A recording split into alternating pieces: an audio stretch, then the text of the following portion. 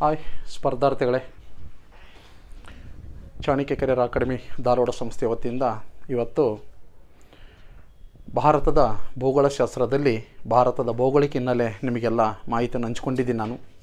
ಅದರ ಮೇಲೆ ನಮ್ಮ ಸ್ಪರ್ಧಾತ್ಮಕ ಪರೀಕ್ಷೆಯಲ್ಲಿ IAS ಇಂದ ಹಿಡಿದು ಪೊಲೀಸ್ ಎಕ್ಸಾಮ್ದವರೆಗೂ ಅಂದರೆ IAS, KS, PSI, FDA, SDA, police ಇತರ ಅನೇಕವಾದಂಥ ಸ್ಪರ್ಧಾತ್ಮಕ ಪರೀಕ್ಷೆಯಲ್ಲಿ ಭಾರತದ ಭೌಗೋಳಿಕ ಹಿನ್ನೆಲೆ ಮೇಲೆ ಯಾವ್ಯಾವ ಪ್ರಶ್ನೆಗಳನ್ನು ಕೇಳಿದ್ದಾರೆ, ಹಾಗಾದರೆ ಆ ಪ್ರಶ್ನೆಗಳನ್ನು ಹೇಗೆ ಬಿಡಿಸ್ಬೋದು ಎಂಬುದರ ಬಗ್ಗೆ ಇವತ್ತು ನಾನು ನಿಮ್ಮ ಜೊತೆ ಮಾಹಿತಿಯನ್ನು ಹಂಚಿಕೊಳ್ಳುತ್ತೇನೆ. ಓಕೆ, ಈಗ ಸ್ಟಾರ್ಟ್ ಮಾಡೋಣ. ಭಾರತದ ಭೌಗೋಳಿಕ ಹಿನ್ನೆಲೆಯಲ್ಲಿ ಯಾವ್ಯಾವ ಪ್ರಶ್ನೆಗಳನ್ನು ಕೇಳಲಾಗಿದೆ. ಓಕೆ, ಹಾಗಾದರೆ ಫಸ್ಟ್ ಒಂದು ಬಂದುಬಿಡಿ. ಫಸ್ಟ್ ಕ್ವಶನ್ ಸ್ಟಾರ್ಟ್ ಮಾಡ್ತೀನಿ. ಬಂದಿದೆ ನಿಮಗೆಲ್ಲ. ಫಸ್ಟ್ ಕ್ವಶನ್ ಇದೆ, ಹಿಮಾಲಯ ಶ್ರೇಣಿ ಮುಂದುವರಿದ ಅರಕ್ಕೋನ ಶ್ರೇಣಿ ಎಲ್ಲಿದೆ? ಅಂದ್ರೆ ಇದು IAS ಒಳಗೆ 1985ರಲ್ಲಿ ಕೇಳ್ಯಾರ, ಜೈಲರ್ ಒಳಗೆ 2011ರಲ್ಲಿ ಕೇಳ್ಯಾರ ಮತ್ತು PSI 2018ರಲ್ಲಿ ಕೇಳಿದ್ದಾರೆ. ಈಗಾಗಲೇ ಸ್ವಲ್ಪ PSI ಯಾರು ತಯಾರಾಗ್ತಿದ್ದೀರಲ್ಲ ಎಲ್ಲರೂ ಸಹಿತ ಈ ಒಂದು ಪ್ರಶ್ನೆ ಪತ್ರಿಕೆ ವಿಶ್ಲೇಷಣೆಯನ್ನು ನೋಡಿ. ಓಕೆ, ಹಾಗಾದ್ರೆ ಹಿಮಾಲಯ ಪರ್ವತ ಶ್ರೇಣಿಯ ಮುಂದುವರೆದ ಅರಕ್ಕೋನ ಶ್ರೇಣಿ ಎಲ್ಲಿದೆ? ಹಾಗಾದ್ರೆ ನಮಗೆ ಆಪ್ಷನ್ಸ್ ಕೊಟ್ಟಿದ್ದಾನೆ. ಬಲೂಚಿಸ್ತಾನ್, ನೇಪಾಳ್, ಬರ್ಮಾ, ಕಾಶ್ಮೀರ್ ಅಂತೇಳಿ ಆಪ್ಷನ್ಸ್ ಕೊಟ್ಟಿದ್ದಾನೆ. ಇದ್ರ ಬಗ್ಗೆ ಸ್ವಲ್ಪ ಮಾಹಿತಿ ಹಂಚ್ಕೊಳ್ಳೋಣ. ಓಕೆ, ಹಾಗಾದ್ರೆ ಇಲ್ಲಿ ನೋಡಿ. ಓಕೆ, ಈ ರೀತಿಯಾಗಿರುವಂಥ ಒಂದು ಮ್ಯಾಪನ್ನು ತೊಗೊಳ್ಳಿ. ಈಗ ಇಲ್ಲಿ ಏನು ಕೇಳಿದಾನೆ, ಫಸ್ಟ್ ಒಂದು ಆಪ್ಷನ್ಸ್ ಬಲೂಚಿಸ್ತಾನ್ ಬರುತ್ತಾ? ಹಾಗಾದ್ರೆ ಮೊದಲು ಬಲೂಚಿಸ್ತಾನ್ ಎಲ್ಲಿ ಬರುತ್ತಾ ಅಂತ ತಿಳ್ಕೊಳ್ಳಿ. ಬಲೂಚಿಸ್ತಾನ್ ಈ ಭಾಗದಲ್ಲಿ ಬಲೂಚಿಸ್ತಾನ್ ಇದೆ. ಹಾಗಾದ್ರೆ ಬಲೂಚಿಸ್ತಾನ್ ಯಾವುದ್ರ ಮಧ್ಯದಲ್ಲಿ ಐತೆ ಅಂದರೆ ಪಾಕಿಸ್ತಾನ್, ಅಫ್ಘಾನಿಸ್ತಾನ್ ಮತ್ತು ಇರಾನ್ ದೇಶದ ಮಧ್ಯದಲ್ಲಿ ಬಲೂಚಿಸ್ತಾನ್ ಇದೆ. ಹಾಗಾಗಿ ಇದು ಏನಪ್ಪ ಅಂದರೆ ಅರಕ್ಕೋನ ಶ್ರೇಣಿಯ ಭಾಗದಲ್ಲಿ ಬಲೂಚಿಸ್ತಾನ ಕಂಡು ಬರೋದಿಲ್ಲ. ನಮಗೆ ಬಲೂಚಿಸ್ತಾನ್ ಎಲ್ಲೆಲ್ಲಿ ಕಂಡು ಬರುತ್ತೆ ಅಂತ ಕೇಳಿದರೆ ಪಾಕಿಸ್ತಾನ್, ಅಫ್ಘಾನಿಸ್ತಾನ್ ಮತ್ತು ಇರಾನ್ ಮಧ್ಯದಲ್ಲಿ ಬಲೂಚಿಸ್ತಾನ್ ಇರೋದರಿಂದ ಈ ಒಂದು ಬಲೂಚಿಸ್ತಾನ್ ಆಪ್ಷನ್ಸ್ ನಮಗೇನಾಗುತ್ತಾ ತಪ್ಪಾಗುತ್ತಾ. ಹಾಗಾಗಿ ಅರಕ್ಕೋನ ಶ್ರೇಣಿಯಲ್ಲಿ ಈ ಬಲೂಚಿಸ್ತಾನ್ ಕಂಡು ಬರೋದಿಲ್ಲ. ಹಾಗಾಗಿ ಒಂದನೇ ಆಪ್ಷನ್ಸ್ ತಪ್ಪಾಗಿದೆ. ಎರಡನೇದು ಬನ್ನಿ, ನೇಪಾಳ್. ನೇಪಾಳ್ ಈ ಭಾಗದಲ್ಲಿ ಬರುತ್ತಾ? ಹಾಗಾದ್ರೆ ನೇಪಾಳ್ ಹಿಮಾಲಯ ಪರ್ವತದಲ್ಲಿದೆ. ಹಾಗಾದ್ರೆ ನೇಪಾಳ್ ಹಿಮಾಲಯ ಪರ್ವತದಲ್ಲಿ ಮಹಾ ಹಿಮಾಲಯದಲ್ಲಿ ಹಂಚಿಕೆ ಆಗುತ್ತಾ? ಹಾಗಾದ್ರೆ ನೇಪಾಳ ಹಿಮಾಲಯ ಪರ್ವತದ ಮಹಾ ಹಿಮಾಲಯದಲ್ಲಿ ಹಂಚಿಕೆ ಆದರೆ ಹಾಗಾದ್ರೆ ಈ ನೇಪಾಳ್ ಏನು ಕೇಳಿದ್ರೆ ಅರಕ್ಕೋನ ಶ್ರೇಣಿಯಲ್ಲಿ ಕಂಡು ಬರಲ್ಲ. ಹಾಗಾದ್ರೆ ನೇಪಾಳ್ ಹಿಮಾಲಯ ಪರ್ವತದಲ್ಲಿದೆ, ಆದರೆ ಅರಕ್ಕೋನ ಶ್ರೇಣಿಯಲ್ಲಿ ಯಾವುದು ಕಂಡು ಬರೋದಿಲ್ಲ? ನೇಪಾಳ್ ಕಂಡು ಬರೋದಿಲ್ಲ. ಹಾಗಾದ್ರೆ ನೇಪಾಳ ಮಹಾ ಹಿಮಾಲಯದಲ್ಲಿ ಕಂಡು ಬರುತ್ತದೆ. ಯಾವ ಹಿಮಾಲಯ? ಮಹಾ ಹಿಮಾಲಯದಲ್ಲಿ ನೇಪಾಳ ಕಂಡು ಬರುತ್ತದೆ. ಹಾಗಾದ್ರೆ ನೇಪಾಳ ಸಹಿತ ಏನಾಗುತ್ತಾ ನಮಗೆ ತಪ್ಪಾಗುತ್ತಾ. ಮೂರನೇ ಆಪ್ಷನ್ಸ್ ಬರ್ಮಾ.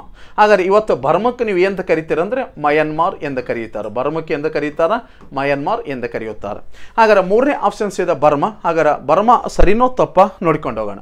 ಇಲ್ಲಿ ಒಂದು ಮಯನ್ಮಾರ್ ಹಂಚಿಕೆ ಆಗಿದೆ. ಭಾರತ ಇಲ್ಲ ಐತಂದ್ರೆ ಮಯನ್ಮಾರ್ ಈ ಭಾಗದಲ್ಲಿ ಹಂಚಿಕೆ ಆಗಿದೆ. ಹಾಗಾದ್ರೆ ಮಯನ್ಮಾರ್ ಈ ಭಾಗದಲ್ಲಿ ಹಂಚಿಕೆ ಆತಂದ್ರೆ ಈ ಮಯನ್ಮಾರದಲ್ಲಿ ಈ ಭಾಗದಲ್ಲಿ ಏನು ಕಾಣಿಸುತ್ತೆ ಅಂತ ಕೇಳಿದ್ರೆ ಈ ಭಾಗದಲ್ಲಿ ಅರಕ್ಕೋನ ಶ್ರೇಣಿ ಕಾಣಿಸುತ್ತೆ. ಯಾವ ಶ್ರೇಣಿ? ಅರಕ್ಕೋನ ಶ್ರೇಣಿ ಈ ಭಾಗದಲ್ಲಿ ಕಂಡು ಬರುತ್ತೆ.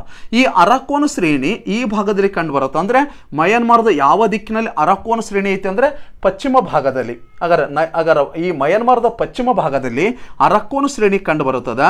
ಹಾಗಾದರೆ ಈ ಅರಕ್ಕೋನ ಶ್ರೇಣಿ ಭಾರತದ ಯಾವ ರಾಜ್ಯದ ಪಕ್ಕದಲ್ಲಿ ಐತೆ ಕೇಳಿದ್ರೆ ಮಿಜೋರಾಂ. ಯಾವ ರಾಜ್ಯದ ಪಕ್ಕದಲ್ಲಿ? ಮಿಜೋರಾಂ ರಾಜ್ಯದ ಪಕ್ಕದಲ್ಲಿ ಅರಕ್ಕೋನ ಶ್ರೇಣಿ ಕಂಡು ಬರುತ್ತದೆ. ಹಾಗಾಗಿ ಇಲ್ಲಿ ನಮಗೆ ಆಪ್ಷನ್ಸ್ ಏನು ಕೊಟ್ಟಾನಂದ್ರೆ ಬರ್ಮಾ ಅಥವಾ ಬರ್ಮಕ್ಕೆ ಇವತ್ತು ಪ್ರೆಸೆಂಟ್ ಹೆಸರು ಮಯನ್ಮಾರ್. ಹಾಗಾಗಿ ಅರಕ್ಕೋನ ಶ್ರೇಣಿ ಏನಪ್ಪ ಅಂದರೆ ಹಿಮಾಲಯ ಪರ್ವತದ ಮುಂದುವರಿದ ಭಾಗವನ್ನು ಅರಕ್ಕೋನ ಶ್ರೇಣಿ ಅಂತ ಕರೀತಾರೆ. ಇದು ಎಲ್ಲಿ ಕಂಡು ಬರುತ್ತೆ ಅಂದ್ರೆ ಮಯನ್ಮಾರ್ ಅಥವಾ ಬರ್ಮಾ. ಸರಿಯಾಗಿದೆ ನೋಡಿ, ಇಲ್ಲಿ ಕಾಣಿಸುತ್ತೆ ನಿಮಗೆ ಅರಕ್ಕೋನ ಶ್ರೇಣಿ. ಇದು ಮಯನ್ಮಾರ್. ಮಯನ್ಮಾರ್ ಪಕ್ಕದಲ್ಲಿ ಅರಕ್ಕೋನ್ ಇದೆ. ಅರಕ್ಕೋನ ಶ್ರೇಣಿ ಭಾರತದ ಯಾವ ರಾಜ್ಯದ ಪಕ್ಕದಲ್ಲಿ ಐತೆ ಅಂತ ಕೇಳಿದ್ರೆ ಮಿಜೋರಾಂ ರಾಜ್ಯದ ಪಕ್ಕದಲ್ಲಿ ಅರಕ್ಕೋನ ಶ್ರೇಣಿ ಕಂಡು ಬರುತ್ತೆ. ಹಾಗಾದ್ರೆ ಈ ಆಪ್ಷನ್ಸ್ ಸರಿಯಾಗುತ್ತೆ. ಹಾಗಾದ್ರೆ ಕಾಶ್ಮೀರ ತಗೋಬೋದು ಸರ್, ಕಾಶ್ಮೀರ ತಪ್ಪಾಗುತ್ತಾ?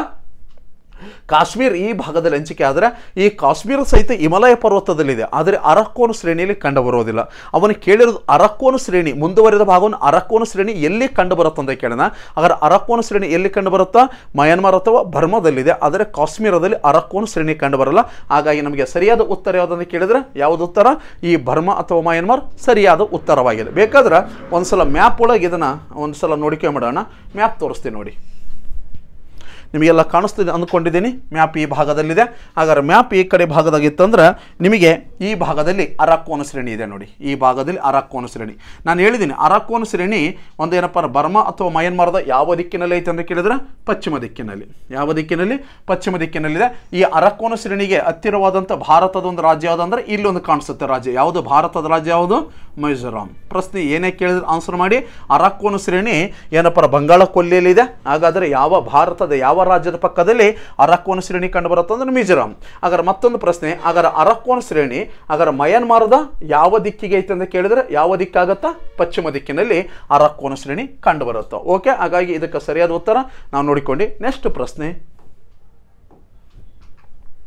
ಓಕೆ, ಎರಡನೇ ಪ್ರಶ್ನೆ, ಭಾರತ ಮತ್ತು ಪಾಕಿಸ್ತಾನದ ಗಡಿಯನ್ನು ಎಳೆದವರು ಯಾರು? ಓಕೆ, ಇದನ್ನು PSI 2002ರಲ್ಲಿ ಕೇಳ್ಯಾರ ಮತ್ತು ಇತ್ತೀಚೆಗೂ ಸಹಿತ ಬಹಳ ಸಲ ಕ್ವಶನ್ ಕೇಳ್ಯಾರ. ಇದನ್ನು ಭಾರತ ಮತ್ತು ಪಾಕಿಸ್ತಾನ ಗಡಿ ರೇಖೆಯನ್ನು ಎಳೆದವರು ಯಾರು ಅಂತ ಕೇಳಿದ್ರೆ ಇದನ್ನು PSI 2002ರಲ್ಲಿ ಕೇಳ್ಯಾರ ಮತ್ತು ಪೊಲೀಸ್ ಎಕ್ಸಾಮಿಗೆ ಕೇಳ್ಯಾರ, FD ಎಕ್ಸಾಮ್, SD ಎಕ್ಸಾಮ್, ಅನೇಕವಾದಂಥ ಎಕ್ಸಾಮ್ನೊಳಗೆ ಇದನ್ನು ಕೇಳ್ಯಾರ.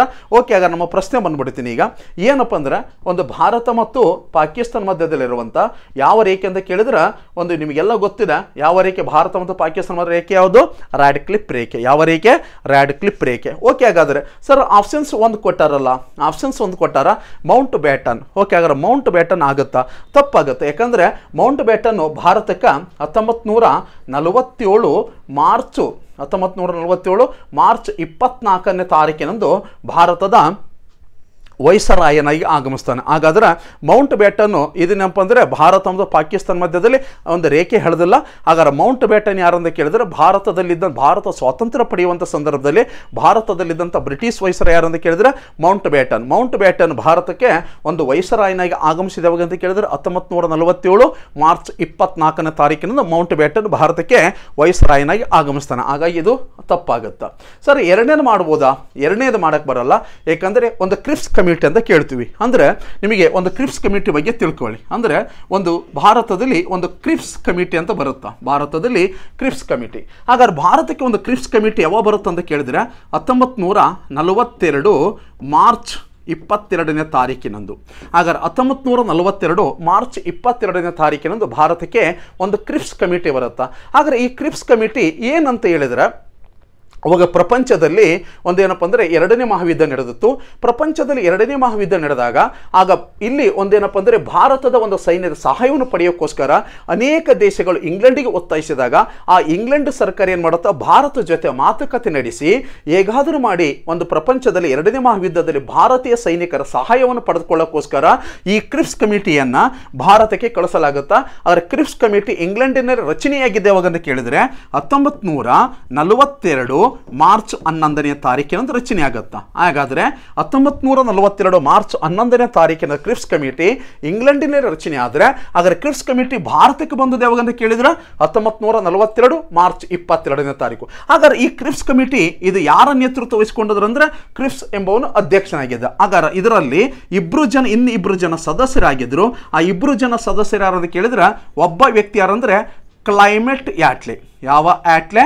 ಕ್ಲೈಮೇಟ್ ಯಾಟ್ಲಿ. ಇವನು ಏನಪ್ಪ ಅಂದರೆ ಕ್ರಿಪ್ಸ್ ಕಮಿಟಿಯಲ್ಲಿದ್ದಂಥ ಸದಸ್ಯ. ಹಾಗಾದ್ರೆ ಇನ್ನೊಬ್ಬ ಸದಸ್ಯ ಯಾರಂದ್ರೆ ಆಂಡರ್ಸನ್. ಯಾವ ಸನ್? ಆಂಡರ್ಸನ್. ಇವ್ರು ಏನಪ್ಪ ಅಂದರೆ ಕ್ರಿಪ್ಸ್ ಕಮಿಟಿಯಲ್ಲಿದ್ದಂಥ ಒಂದು ಸದಸ್ಯರು. ಹಾಗಾದ್ರೆ ಕ್ರಿಪ್ಸ್ ಕಮಿಟಿ 1942 ಮಾರ್ಚ್ 22ಕ್ಕೆ ಭಾರತ ಬರುತ್ತಾ. ಆದ್ರೆ ಕ್ರಿಪ್ಸ್ ಕಮಿಟಿ ರಚನೆಯಾಗಿದ್ದೆ ಯಾವಾಗ ಅಂದ್ರೆ 1942 ಮಾರ್ಚ್ 11ನೇ ತಾರೀಕಿನ ರಚನೆ ಆಗುತ್ತಾ. ಈ ಕ್ರಿಪ್ಸ್ ಕಮಿಟಿ ಭಾರತಕ್ಕೆ ಯಾಕೆ ಬಂತು ಅಂದರೆ ಭಾರತಕ್ಕೆ ಒಂದು ಆಫರ್ ಕೊಡಕ್ಕೆ ಬಂತು. ಏನಪ್ಪ ಅಂದರೆ ಭಾರತೀಯರನ್ನು ಹೇಗಾದರೂ ಮನವೊಲಿಸಿ ಎರಡನೇ ಮಹಾಯುದ್ಧದಲ್ಲಿ ಭಾರತೀಯ ಸೈನ್ಯವನ್ನ ಒಂದು ಎರಡನೇ ಮಹಾಯುದ್ಧದಲ್ಲಿ ಭಾಗವಹಿಸುವಂತೆ ಭಾರತೀಯರನ್ನ ಮನವೊಲಿಸಕ್ಕೆ ಬಂತು. ಆದರೆ ಈ ಕ್ರಿಪ್ಸ್ ಕಮಿಟಿಯನ್ನ ನಮ್ಮ ಏನಪ್ಪ ಕಾಂಗ್ರೆಸ್ ಮತ್ತು ಮುಸ್ಲಿಂ ಲೀಗ್ ತಿರಸ್ಕರಿಸುತ್ತಾ. ಅದರಂತೆ ಮಹಾತ್ಮ ಗಾಂಧೀಜಿಯವರು ಈ ಕ್ರಿಪ್ಸ್ ಕಮಿಟಿಯನ್ನ ಏನಪ್ಪ ಮುಳುಗುತ್ತಿರುವ ಬ್ಯಾಂಕ್ ಎಂದು ಕರೀತಾರೆ. ಅಂದ್ರೆ ಔಟ್ ಡೇಟೆಡ್ ಚೆಕ್ ಎಂದು ಕರೀತಾರೆ. ಅಂದ್ರೆ ಈ ಚೆಕ್ ಉಪಯೋಗ ಇಲ್ಲ, ನನಗೆ ಬೇಕಾಗಿಲ್ಲ, ನಾವು ಭಾರತ ಸ್ವಾತಂತ್ರ್ಯ ಪಡೆಯುವ ಸಂದರ್ಭದಲ್ಲಿ ನಮಗೆ ಕ್ರಿಪ್ಸ್ ಕಮಿಟಿ ಯಾವುದೇ ರೀತಿಯಲ್ಲಿ ನಮ್ಮನ್ನ ಮನವೊಲಿಸಲು ಸಾಧ್ಯವಲ್ಲ. ಅದರ ಒಂದು ಕಮಿಟಿಯ ಒಂದು ಉದ್ದೇಶಗಳನ್ನು ಒಪ್ಪಿಕೊಳ್ಳಲ್ಲ. ಹಾಗಾಗಿ ಅದನ್ನು ಔಟ್ ಡೇಟೆಡ್ ಚೆಕ್ ಎಂದು ಕರೀತಾರೆ ಕ್ರಿಪ್ಸ್ ಕಮಿಟಿ. ಹಾಗಾದ್ರೆ ಇದಕ್ಕೇನಪ್ಪ ಅಂದ್ರೆ ಕ್ರಿಪ್ಸ್ ಕಮಿಟಿ ಇದು ಸರಿಯಲ್ಲ. ಹಾಗಾದ್ರೆ ಇದು ಸಹಿತ ತಪ್ಪಾಗುತ್ತಾ. ನೆಕ್ಸ್ಟ್ ಬರೋಣ ಮೂರನೇ ಆಪ್ಷನ್ಸು. ಸರ್ ಸಿರಿಲ್ ರ್ಯಾಡ್ಕ್ಲಿಫ್ ಸರಿನಾ ತಪ್ಪ ನೋಡೋಣ. ಈ ಸಿರಿಲ್ ರ್ಯಾಡ್ಕ್ಲಿಫ್ ಏನಾಗೈತಿ? ಸರಿಯಾಗಿದೆ. ಸಿರಿಲ್ ರ್ಯಾಡ್ಕ್ಲಿಫ್ ಸರಿಯಾಗಿದೆ. ಹಾಗಾದ್ರೆ ಸಿರಿಲ್ ರ್ಯಾಡ್ಕ್ಲಿಫ್ ಸರಿಯಾಗಿದೆ. ಈ ಸಿರಿಲ್ ರ್ಯಾಡ್ಕ್ಲಿಫ್ ಹಾಗಾದ್ರೆ ಭಾರತಕ್ಕೆ ಆಗಮಿಸಿದಂಥ ಏನಪ್ಪ ಅಂದರೆ ಭಾರತ ಮತ್ತು ಪಾಕಿಸ್ತಾನ ಮಧ್ಯದಲ್ಲಿ ಒಂದು ರೇಖೆ ಎಳೆದಂಥ ಒಂದು ಸಮಿತಿ ಒಂದು ಸಿರಿಲ್ ರ್ಯಾಡ್ಕ್ಲಿಫ್. ಹಾಗಾದ್ರೆ ಸಿರಿಲ್ ರ್ಯಾಡ್ಕ್ಲಿಫ್ ಭಾರತ ಮತ್ತು ಒಂದು ಪಾಕಿಸ್ತಾನ ಮಧ್ಯದಲ್ಲಿ ರೇಖೆ ಎಳೀತದೆ. ಹಾಗಾದ್ರೆ ಸಿರಿಲ್ ರ್ಯಾಡ್ಕ್ಲಿಫ್ ಹಾಗಾದ್ರೆ ಎಷ್ಟರಲ್ಲಿ ರೇಖೆ ಎಳಿತಾನೆ ಅಂತ ಕೇಳಿದ್ರೆ 1942 1947 ಆಗಸ್ಟ್ 17ನೇ ತಾರೀಕಿನಂದು 1947 ಆಗಸ್ಟ್ 17ನೇ ತಾರೀಕಿನಂದು ಭಾರತ ಮತ್ತು ಪಾಕಿಸ್ತಾನ ಮಧ್ಯದಲ್ಲಿ ಒಂದು ರ್ಯಾಡ್ಕ್ಲಿಫ್ ರೇಖೆಯನ್ನು ಎಳೆದಂಥ ವ್ಯಕ್ತಿ ಯಾರಂತ ಕೇಳಿದ್ರೆ ಸಿರಲ್ ರ್ಯಾಡ್ಕ್ಲಿಫ್ ಸರಿಯಾದ ಉತ್ತರವಾಗಿದೆ. ಸರ್ ಹಾಗಾದ್ರೆ ಲಾರೆನ್ಸ್ ಆಗಲ್ಲ, ಲಾರೆನ್ಸ್ ಆಗೋದಿಲ್ಲ. ಲಾರೆನ್ಸ್ ಏನಂತ ಕೇಳಿದರೆ ಭಾರತದಲ್ಲಿ 1946ರಲ್ಲಿ ಭಾರತಕ್ಕೆ ಆಗಮಿಸಿದಂಥ ಕ್ಯಾಬಿನೆಟ್ ಆಯೋಗದ ಅಧ್ಯಕ್ಷ. ಹಾಗಾದರೆ ಇದು ನಮ್ಮ PSI ಕ್ವಶನ್ ಕೇಳ್ಯಾರ ನೋಡಿ. ಏನು ಕೇಳ್ಯಾರ ಅಂದರೆ ಭಾರತಕ್ಕೆ 1946ರಲ್ಲಿ ಕ್ಯಾಬಿನೆಟ್ ಆಯೋಗ ಬಂತು. ಆ ಕ್ಯಾಬಿನೆಟ್ ಆಯೋಗದ ಅಧ್ಯಕ್ಷತೆಯನ್ನು ಯಾರು ವಹಿಸ್ಕೊಂಡಿದ್ರು ಅಂತ ಕೇಳ್ಯಾರ ಲಾರೆನ್ಸ್. ಹಾಗಾದ್ರೆ ಆ ಒಂದು ಲಾರೆನ್ಸ್ ಅಧ್ಯಕ್ಷತೆಯನ್ನು ವಹಿಸ್ಕೊಂಡ್ರೆ ಅದರಿಗಿದ್ದ ಸದಸ್ಯರು ಯಾರಂತ ಕೇಳ್ತಾನೆ. ಸದಸ್ಯರು ಯಾರಾಗಿದ್ರಪ್ಪ ಅಂದರೆ ಒಬ್ಬರು ಕ್ರಿಪ್ಸ್ ಆಗಿದ್ರು, ಇನ್ನೊಬ್ರು ಯಾರಂದ್ರೆ ಅಲೆಕ್ಸಾಂಡರ್. ಕ್ರಿಪ್ಸ್ ಮತ್ತು ಅಲೆಕ್ಸಾಂಡರ್ ಸದಸ್ಯರಾಗಿದ್ರು. ಹಾಗಾದ್ರೆ ನೇತೃತ್ವ ಯಾರ್ದಾಗಿತ್ತು? ಲಾರೆನ್ಸ್. ಹಾಗಾದ್ರೆ ಲಾರೆನ್ಸ್ ಯಾವುದಕ್ಕೆ ಸಂಬಂಧಪಟ್ಟದಂದ್ರೆ ಭಾರತಕ್ಕೆ ಆಗಮಿಸಿದಂಥ ಒಂದು ಏನಪ್ಪ ಅಂದರೆ ಒಂದು ಪ್ರಮುಖವಾಗಿರುವಂಥ ಕ್ಯಾಬಿನೆಟ್ ಆಯೋಗದ ನೇತೃತ್ವವನ್ನು ಯಾರು ವಹಿಸಿಕೊಂಡಿದ್ರು? ಲಾರೆನ್ಸ್. ಹಾಗಾದ್ರೆ ಭಾರತ ಮತ್ತು ಪಾಕಿಸ್ತಾನ ಗಡಿ ರೇಖೆಯನ್ನು ಎಳೆದವರು ಯಾರು ಅಂತ ಕೇಳಿದ್ರೆ ಇದರಲ್ಲಿ ಸರಿಯಾದ ಉತ್ತರ ಯಾವುದು? Sir Cyril Radcliffe. ಹಾಗಾದ್ರೆ ಸಿರಲ್ ರ್ಯಾಡ್ಕ್ಲಿಫ್ ಎಷ್ಟರಲ್ಲಿ ಭಾರತ ಮತ್ತು ಪಾಕಿಸ್ತಾನ ಒಂದು ರೇಖೆಯನ್ನು ಅಂತಿಮಗೊಳಿಸಿದಂದ್ರೆ 1947 ಆಗಸ್ಟ್ 17ನೇ ತಾರೀಕು. ಇದರ ಬಗ್ಗೆ ನಾನು ಸಂಪೂರ್ಣವಾದ ಮಾಹಿತಿಯನ್ನು ವಿಡಿಯೋದಲ್ಲಿ ಹೇಳಿದ್ದೀನಿ. ಹೆಂಗೆ ರೇಖೆ ಎಳೆದ್ರು, ಎರಡು ಭಾಗ ಹೇಗೆ ಮಾಡಿಕೊಂಡ್ರು, ಅದರ ಬಗ್ಗೆ ಸಂಪೂರ್ಣವಾದ ಮಾಹಿತಿಯನ್ನು ನಾನು ಹಂಚ್ಕೊಂಡಿದ್ದೀನಿ. ಓಕೆ, ಹಾಗಾದರೆ ಈಗ ಇಷ್ಟು ಸಾಕು. ನಿಮಗೆ ಏನಾದ್ರು ಇದ್ರ ಬಗ್ಗೆ ಸಂಶಯ ಇತ್ತಂದ್ರೆ ಇನ್ನೂ ಪ್ರಶ್ನೆಗಳಿಗೆ ನಮಗೆ ಇನ್ನೂ ಹೆಚ್ಚಿನ ಮಾಹಿತಿ ಬೇಕಂದ್ರೆ ವಿಡಿಯೋದಲ್ಲಿ ತಿಳಿಸಿದ್ದೀನಿ, ಅದರಾಗ ಚೆಕ್ ಮಾಡ್ಬೋದು. ಓಕೆ, ನೆಕ್ಸ್ಟ್ ಪ್ರಶ್ನೆ ಬರೋಣ.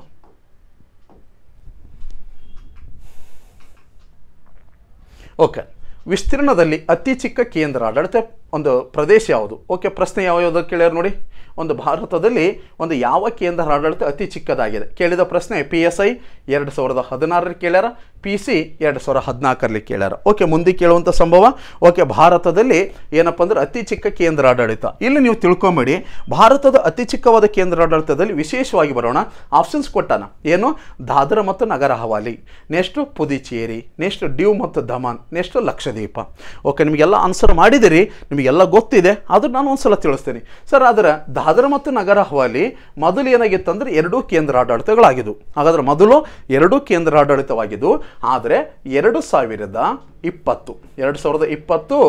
ಜನವರಿ 26ನೇ ತಾರೀಕಿನಂದು 2020 ಜನವರಿ 26ನೇ ತಾರೀಕಿನ ದಾದರ ನಗರ ಹವಾಲಿ, ಡ್ಯೂ ಮತ್ತು ದಮನನ್ನು ಕ್ರೋಢೀಕರಿಸಿ ಒಂದೇ ಕೇಂದ್ರ ಆಡಳಿತವೆಂದು ಅಧಿಕೃತವಾಗಿ ಜಾರಿಗೆ ಬಂದದ್ದು ಯಾವಾಗಂತ ಕೇಳಿದ್ರೆ 2020 ಜನವರಿ 26ನೇ ತಾರೀಕಿನಂದು ದಾದರ ಮತ್ತು ನಗರ ಹವಾಲಿ, ಡ್ಯೂ ಮತ್ತು ದಮನನ್ನು ಕ್ರೋಢೀಕರಿಸಿ ಒಂದೇ ಕೇಂದ್ರ ಆಡಳಿತ ಪ್ರದೇಶ ಅಂತೇಳಿ 2020 ಜನವರಿ 26ನೇ ತಾರೀಕಿನಂದು ಮಾಡಲಾಯಿತು.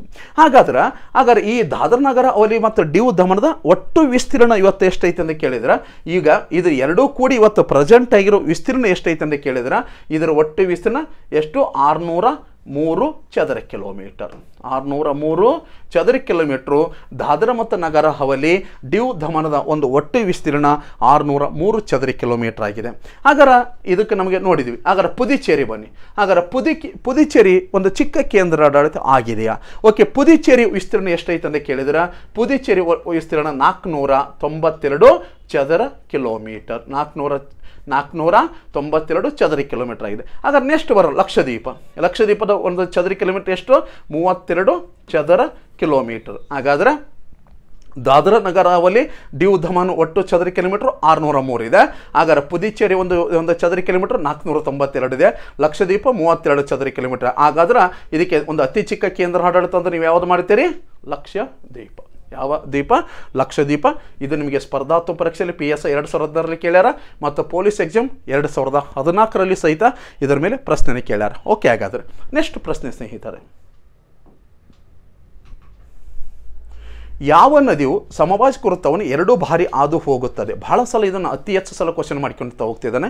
KS ಒಳಗೆ 2006, PSI 2016, PC 2014 ಮತ್ತು ಇದು ISಗೂ ಬಂದಿದೆ ಕ್ವಶನ್ ಇದು. ಹಾಗಾದ್ರೆ ಅತಿ ಹೆಚ್ಚಾಗಿ ನಮ್ಮ KS 2006ರಲ್ಲಿ ಕೇಳ್ಯಾರ, PSI 2016, PC 2014ರಲ್ಲಿ ಕೇಳ್ಯಾರ. ಅದರ ಬಗ್ಗೆ ಸ್ವಲ್ಪ ಮಾಹಿತಿ ಹಂಚ್ಕೊಂಡ್ಬೇಡ ಅವನಿಗೆ. ಓಕೆ, ಇಲ್ಲಿ ಮಾಹಿತಿ ಬರ್ತೀನಿ. ಈಗ ಇಲ್ಲಿ ನಿಮಗೆ ಗೊತ್ತಿರಲಿ ಪ್ರಪಂಚ ಅಂತ ತೊಗೊಂಡ್ಬಿಡ್ತೀನಿ ಇದನ್ನು. ಓಕೆ, ಇದು ಪ್ರಪಂಚದ. ಈ ಪ್ರಪಂಚದಲ್ಲಿ ಬಂದರೆ ನಾವು ಏನಂದರೆ ಪೂರ್ವ ಪಶ್ಚಿಮ ಎಳೆದಿವಿ ಅಂದರೆ ಅಕ್ಷಾಂಶಗಳು ಮತ್ತು ಏನಪ್ಪ ಸಮಭಾಜಕ ವೃತ್ತ, ಮಕರ ಸಂಕ್ರಾಂತಿ, ಕರ್ಕಟಕ ಸಂಕ್ರಾಂತಿ ವೃತ್ತ. ಒಂದು ವೇಳೆ ಏನಪ್ಪ ಅಂದ್ರೆ ಉತ್ತರ ದಕ್ಷಿಣವಾಗಿ ಹೇಳಿದ್ರೆ ರೇಖಾಂಶಗಳು. ಇಲ್ಲಿ ನಮಗೆ ಕೇಳಿದ್ರು ಅಕ್ಷಾಂಶದ ಬಗ್ಗೆ ಕೇಳೋಣ. ಇದನ್ನು 0 ಡಿಗ್ರಿ ಅಂದ್ಕೊಂಬಿಡಿ. 0 ಡಿಗ್ರಿ ಯಾವುದಂತ ಕೇಳಿದ್ರೆ ಸಮಭಾಜಕ ವೃತ್ತ. 0 ಡಿಗ್ರಿ ಸಮಭಾಜಕ ವೃತ್ತದಿಂದ ದಕ್ಷಿಣಕ್ಕೆ 23.5 ಡಿಗ್ರಿಯನ್ನು ಏನಂತ ಕರೀತಾರೆ ಅಂತ ಕೇಳಿದ್ರೆ ಮಕರ ಸಂಕ್ರಾಂತಿ ವೃತ್ತ. ಓಕೆ, ಹಾಗಾದ್ರೆ ಮೇಲಿರುವಂಥ 23.5 ಡಿಗ್ರಿ ಎಂದು ಕರೀತಾರೆ ಅಂದರೆ ಕರ್ಕಾಟಕ ಸಂಕ್ರಾಂತಿ ವೃತ್ತ. 0 ಡಿಗ್ರಿಯಿಂದ ಹಾಗಾದ್ರೆ ಉತ್ತರದ 66.5 ಡಿಗ್ರಿ, 66.5 ಡಿಗ್ರಿ ಎಂದು ಕರೀತಾರೆ ಆರ್ಕಟಿಕ್ ವೃತ್ತ. ಯಾಕಂದ್ರೆ ಆರ್ಕಟಿಕ್ ಸಾಗರ ಇದಿಲ್ಲ, ಆರ್ಕಟಿಕ್ ಓಷನ್ ಇರುವುದರಿಂದ ಆರ್ಕಟಿಕ್ ವೃತ್ತ. ಹಾಗಾದ್ರೆ ಕೆಳಗಿರುವಂಥ 66.5 ಡಿಗ್ರಿ ದಕ್ಷಿಣ ಅಕ್ಷಾಂಶ ಎಂದು ಕರೀತಾರೆ ಅಂತ ಕೇಳಿದ್ರೆ ಯಾವುದು? ಕೆಳಗಡೆ ಅಂಟಾರ್ಟಿಕ್ ಖಂಡ ಇದೆ, ಅದಕ್ಕೋಸ್ಕರ ಅಂಟಾರ್ಟಿಕ್ ವೃತ್ತ ಎಂದು ಕರೀತಾರೆ. ಪ್ರಪಂಚದಲ್ಲಿ ನಮ್ಮ ಒಟ್ಟು ಪ್ರಪಂಚದಲ್ಲಿ 5 ಭಾಗ ಮಾಡ್ತೀವಿ. ಒಂದು 0 ಡಿಗ್ರಿಯನ್ನು ಸಮಭಾಜಕ ವೃತ್ತ ಅಥವಾ ಎಕ್ವಿಟರ್ ರೇಖೆ ಅಂತೀವಿ. ಹಾಗಾದ್ರೆ 0 ಡಿಗ್ರಿಯಿಂದ ಮೇಲಿರುವಂಥ 23.5 ಡಿಗ್ರಿಯನ್ನು ಕರ್ಕಾಟಕ ಸಂಕ್ರಾಂತಿ ವೃತ್ತ, ಕೆಳಗಿರುವಂಥ ಒಂದು 0 ಡಿಗ್ರಿಯಿಂದ ಕೆಳಗಿರುವಂಥ 23.5 ಡಿಗ್ರಿಯನ್ನು ಮಕರ ಸಂಕ್ರಾಂತಿ ವೃತ್ತ. 0 ಡಿಗ್ರಿಯಿಂದ ಉತ್ತರದ 66.5 ಡಿಗ್ರಿಯನ್ನು ಎಂದು ಕರೀತಾರೆ ಅಂತ ಕೇಳಿದ್ರೆ ಆರ್ಕಟಿಕ್ ವೃತ್ತ, ಕೆಳಭಾಗ 66.5 ಡಿಗ್ರಿಯನ್ನು ಅಂಟಾರ್ಟಿಕ್ ವೃತ್ತ ಅಂತ ಕರೀತಾರೆ. ಅವನು ಪ್ರಶ್ನೆ ಮಾಡ್ಯಾನ ಏನಂದ್ರೆ ಈ ಸಮಭಾಜಕ ವೃತ್ತವನ್ನು ಅಥವಾ ಎಕ್ವಿಟರ್ ರೇಖೆಯನ್ನ 2 ಬಾರಿ ಹಾದು ಹೋಗುವಂತ ಒಂದು ನದಿ ಯಾವುದಂತ ಕೇಳ್ಯಾರ. ಹಾಗಾದ್ರೆ ಇಲ್ಲಿ ಒಂದು ಖಂಡ ಬರುತ್ತೆ, ಇಲ್ಲೊಂದು ಖಂಡ. ಯಾವ ಖಂಡ ಅಂತ ಕೇಳಿದ್ರೆ ಇದು ಆಫ್ರಿಕಾ ಖಂಡ. ಹಾಗಾದ್ರೆ ಈ ಆಫ್ರಿಕಾ ಖಂಡದಲ್ಲಿ ಒಂದು ನದಿ 2 ಬಾರಿ ಹಾದು ಹೋಗತಿ. ಹಾಗಾದ್ರೆ ಆಫ್ರಿಕಾ ಖಂಡದಲ್ಲಿ ಯಾವ ನದಿಯಪ್ಪ ಅಂದ್ರೆ 2 ಬಾರಿ ಹಾದು ಹೋಗುತ್ತೆ ಅಂತ ಕೇಳಿದ್ರೆ ಈ ರೀತಿ ಅದು ಏನ್ ಮಾಡುತ್ತೈತೆ ಅಂದ್ರೆ ಅದು ಅಟ್ಲಾಂಟಿಕ್ ಸಾಗರ ಸೇರುತ್ತದೆ. ಯಾವ ಸಾಗರ? ಅಟ್ಲಾಂಟಿಕ್ ಸಾಗರ. ಹಾಗಾದ್ರೆ ಪ್ರಪಂಚದಲ್ಲಿ ಈ ಸಮಭಾಜಕ ವೃತ್ತವನ್ನು 2 ಬಾರಿ ಹಾದು ಹೋಗಿರುವಂಥ ನದಿ ಯಾವುದಂತ ಕೇಳಿದ್ರೆ ಯಾವ ನದಿ? ಯಾವುದು? ಕಾಂಗೋ ನದಿ. ಆ ಕಾಂಗೋ ನದಿಗೆ ಮತ್ತೊಂದು ಹೆಸರಿಂದ ಕರೀತಾರ. ಏನಂತ ಕರೀತಾರೆ ಅಂತ ಕೇಳಿದ್ರೆ ಜೈರ ಅಂತ ಕರೀತಾರೆ. ಯಾವ ನದಿ? ಜೈರ. ಅದರ ಮತ್ತೊಂದು ಪ್ರಶ್ನೆ ಕೇಳ್ತಾನೆ. ಏನು ಕೇಳ್ತಾನಂದ್ರೆ ಈ ಕಾಂಗೋ ನದಿ ಅದರ ಏನಪ್ಪ ಸಮಭಾಜಕ ವೃತ್ತವನ್ನು 2 ಬಾರಿ ಹಾದು ಹೋಗೈತಿ. ಹಾಗಾದ್ರೆ ಈ ಕಾಂಗೋ ನದಿ ಹಾಗಾದ್ರೆ ಯಾವ ಒಂದು ಸರೋವರದಲ್ಲಿ ಉಗಮಿಸ್ತೈತಿ ಅಂತ ಕೇಳ್ತಾರ. ಹಾಗಾದ್ರೆ ಯಾವ ಸರೋವರದಲ್ಲಿ ಈ ಕಾಂಗೋ ನದಿ ಉಗಮಿಸ್ತೈತಿ ಅಂತ ಕೇಳಿದ್ರೆ ತಾಂಜಾನಿಯಾ ಸರೋವರದಲ್ಲಿ. ಯಾವ ಸರೋವರದಲ್ಲಿ? ತಾಂಜಾನಿಯಾ ಸರೋವರದಲ್ಲಿ. ಯಾವ ಸರೋವರ ಯಾವ ಒಂದು ನದಿ ಉಗಮಿಸ್ತೈತಿ?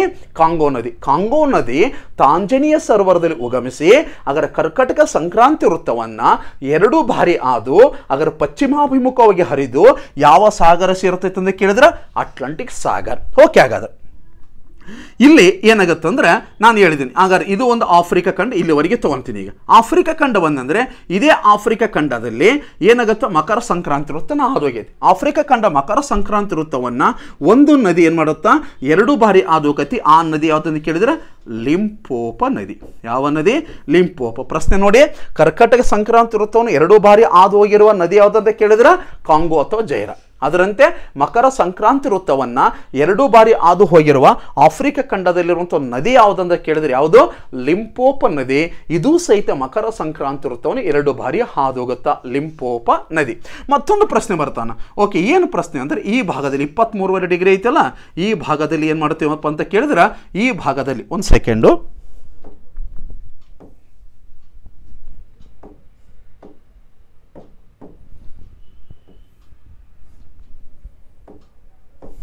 ಓಕೆ, ಈ 23.5 ಡಿಗ್ರಿ ಈ ಭಾಗದಲ್ಲಿ ಏನಾಗುತ್ತೆ ಅಂದ್ರೆ ಒಂದು ಭಾರತ ಹಂಚಿಕೆ ಆಗುತ್ತಾ. ಹಾಗಾದ್ರೆ ಭಾರತ ಕಂಡು ಬಂದ್ರೆ ಇಲ್ಲಿ 23.5 ಡಿಗ್ರಿ ಒಂದು ಕರ್ಕಾಟಕ ಸಂಕ್ರಾಂತಿ ಐತಲ್ಲ, ಈ ಕರ್ಕಾಟಕ ಸಂಕ್ರಾಂತಿ ವೃತ್ತವನ್ನು 2 ಬಾರಿ ಒಂದು ನದಿ ಆದೋಗುತ್ತೆ ಭಾರತದಲ್ಲಿ. ಆ ನದಿ ಯಾವುದಂತ ಕೇಳಿದ್ರೆ ಮಾಹೆ ನದಿ. ಯಾವ ನದಿ? ಮಾಹೆ. ಹಾಗಾದ್ರೆ ಮಾಹೆ ನದಿ ಒಂದು ಪ್ರಪಂಚದಲ್ಲಿ ಕರ್ಕಾಟಕ ಸಂಕ್ರಾಂತಿ ವೃತ್ತವನ್ನು 2 ಬಾರಿ ಹಾದೋಗೈತಿ. ಹಾಗಾದ್ರೆ ಮಾಹೆ ನದಿ ಎಲ್ಲಿ ಉಗಮಿಸ್ತೈತಪ್ಪ ಅಂತ ಕೇಳಿದ್ರೆ ಇದು ಮಧ್ಯಪ್ರದೇಶದಲ್ಲಿ ಒಂದು ಧಾರ್ ಜಿಲ್ಲೆ ಅಂತಿದೆ. ಮಧ್ಯಪ್ರದೇಶ ಧಾರ್ ಜಿಲ್ಲೆಯ ಒಂದು ಗ್ರಾಮ ಕಾಣಿಸುತ್ತೆ, ಸರ್ದಾರ್ಪುರ ಗ್ರಾಮ. ಆಗ ಮಧ್ಯಪ್ರದೇಶದ ಧಾರ್ ಜಿಲ್ಲೆಯ ಸರ್ದಾರ್ಪುರ ಗ್ರಾಮದಲ್ಲಿ ಮಾಹೆ ನದಿ ಏನಾಗುತ್ತೆ ಅಂದ್ರೆ ಅಲ್ಲಿ ಒಂದು ವಿಂಧ್ಯಾಚಲ ಬೆಟ್ಟ ಇದೆ. ಆ ವಿಂಧ್ಯಾಚಲ ಬೆಟ್ಟದಲ್ಲಿ ಮಾಹೆ ನದಿ ಮಧ್ಯಪ್ರದೇಶ ವಿಂಧ್ಯಾಚಲ ಬೆಟ್ಟದಲ್ಲಿ ಉಗಮಿಸಿ ಅದು ಪಶ್ಚಿಮಾಭಿಮುಖವಾಗಿ ಮಧ್ಯಪ್ರದೇಶ, ರಾಜಸ್ಥಾನ, ಅದರ ಗುಜರಾತಿನಲ್ಲಿ ಏನು ಮಾಡ್ತೈತೆ ಅಂದರೆ ಕರ್ಕಾಟಕ ಸಂಕ್ರಾಂತಿ ವೃತ್ತವನ್ನು 2 ಬಾರಿ ಆದು ಅದು ಕಂಬತ್ತು ಕೊಲ್ಲಿ ಅಂತ ಬರುತ್ತೆ. ಅಲ್ಲಿ ಆ ಕಂಬತ್ತು ಕೊಲ್ಲಿಯ ಬಳಿಯಲ್ಲಿ ಅರಬ್ಬಿ ಸಮುದ್ರ ಸೇರುತ್ತೆ. ಹಾಗಾದ್ರೆ ನಮಗೆ ಪ್ರಶ್ನೆ ಏನೇ ಕೇಳಿದ್ರು ಆನ್ಸರ್ ಮಾಡಿ. ನೋಡಿ, ಪ್ರಪಂಚದಲ್ಲಿ 0 ಡಿಗ್ರಿ ಸಮಭಾಜಕ ವೃತ್ತವನ್ನು 2 ಬಾರಿ ಹಾದು ಹೋಗಿರುವಂಥ ನದಿ ಕಾಂಗೋ ಮತ್ತು ಜೈರ ನದಿ. ಹಾಗಾದ್ರೆ ಎಲ್ಲಿ ಉಗಮಿಸ್ತೈತೆ ಅಂತ ಕೇಳಿದ್ರೆ ತಾಂಜಾನಿಯಾ ನದಿಯಲ್ಲಿ. ಓಕೆ, ಹಾಗಾದ್ರೆ ನೆಕ್ಸ್ಟ್ ಬನ್ನಿ ಅಂದ್ರೆ ಮಕರ ಸಂಕ್ರಾಂತಿ ವೃತ್ತವನ್ನು 2 ಬಾರಿ ಹಾದು ಹೋಗಿರುವ ನದಿ ಯಾವುದಂದ್ರೆ ಲಿಂಪೋಪ ನದಿ. ಅದರಂತೆ ಒಂದು 23.5 ಡಿಗ್ರಿ ಕರ್ಕಾಟಕ ಸಂಕ್ರಾಂತಿ ವೃತ್ತವನ್ನು 2 ಬಾರಿ ಹಾದು ಹೋಗಿರುವ ನದಿ ಯಾವುದಂದ್ರೆ ಮಾಹೆ ನದಿ. ಮಾಹೆ ನದಿ ಯಾವ ರಾಜ್ಯದಲ್ಲಿ ಉಗಮಿಸ್ತೈತೆ ಅಂದ್ರೆ ಮಧ್ಯಪ್ರದೇಶದ ಧಾರ್ ಜಿಲ್ಲೆಯ ಸರ್ದಾರ್ಪುರ ಗ್ರಾಮದ ವಿಂಧ್ಯಾಚಲ ಬೆಟ್ಟದಲ್ಲಿ ಉಗಮಿಸಿ ಪಶ್ಚಿಮಾಭಿಮುಖವಾಗಿ ಮಧ್ಯಪ್ರದೇಶ, ರಾಜಸ್ಥಾನ್, ಗುಜರಾತಿನಲ್ಲಿ ಅಗರ್ 23.5 ಡಿಗ್ರಿ 2 ಬಾರಿ ಹಾದು ಇದು ಕಂಬತ್ತು ಕೊಲ್ಲಿಯ ಬಳಿಯಲ್ಲಿ ಅರಬ್ಬಿ ಸಮುದ್ರವನ್ನು ಸೇರುವಂಥ ನದಿ ಮಾಹೆ ನದಿ. ಓಕೆ, ಹಾಗಾದ್ರೆ ಇದು ಹಾಗಾದ್ರೆ ನೋಡಿಕೊಂಡ್ವಿ. ಇದ್ರ ಬಗ್ಗೆ ಇನ್ನೂ ಸಲ ಮ್ಯಾಪ್ ನೋಡ್ಕೊಂಬಿಡಿ, ಮ್ಯಾಪ್ನಲ್ಲಿ ಒಂದು ಐಡಿಯಾ ಬರುತ್ತಾ. ಓಕೆ, ನಿಮ್ಮ ಮ್ಯಾಪ್ ಕಾಣಿಸ್ತತೆ ಅಂತ ಅಂದ್ಕೊಂಡಿದ್ದೀನಿ. ಸ್ವಲ್ಪ ದೊಡ್ಡದು ಮಾಡ್ತೀನಿ, ನೋಡ್ಕೊಳ್ಳಿ.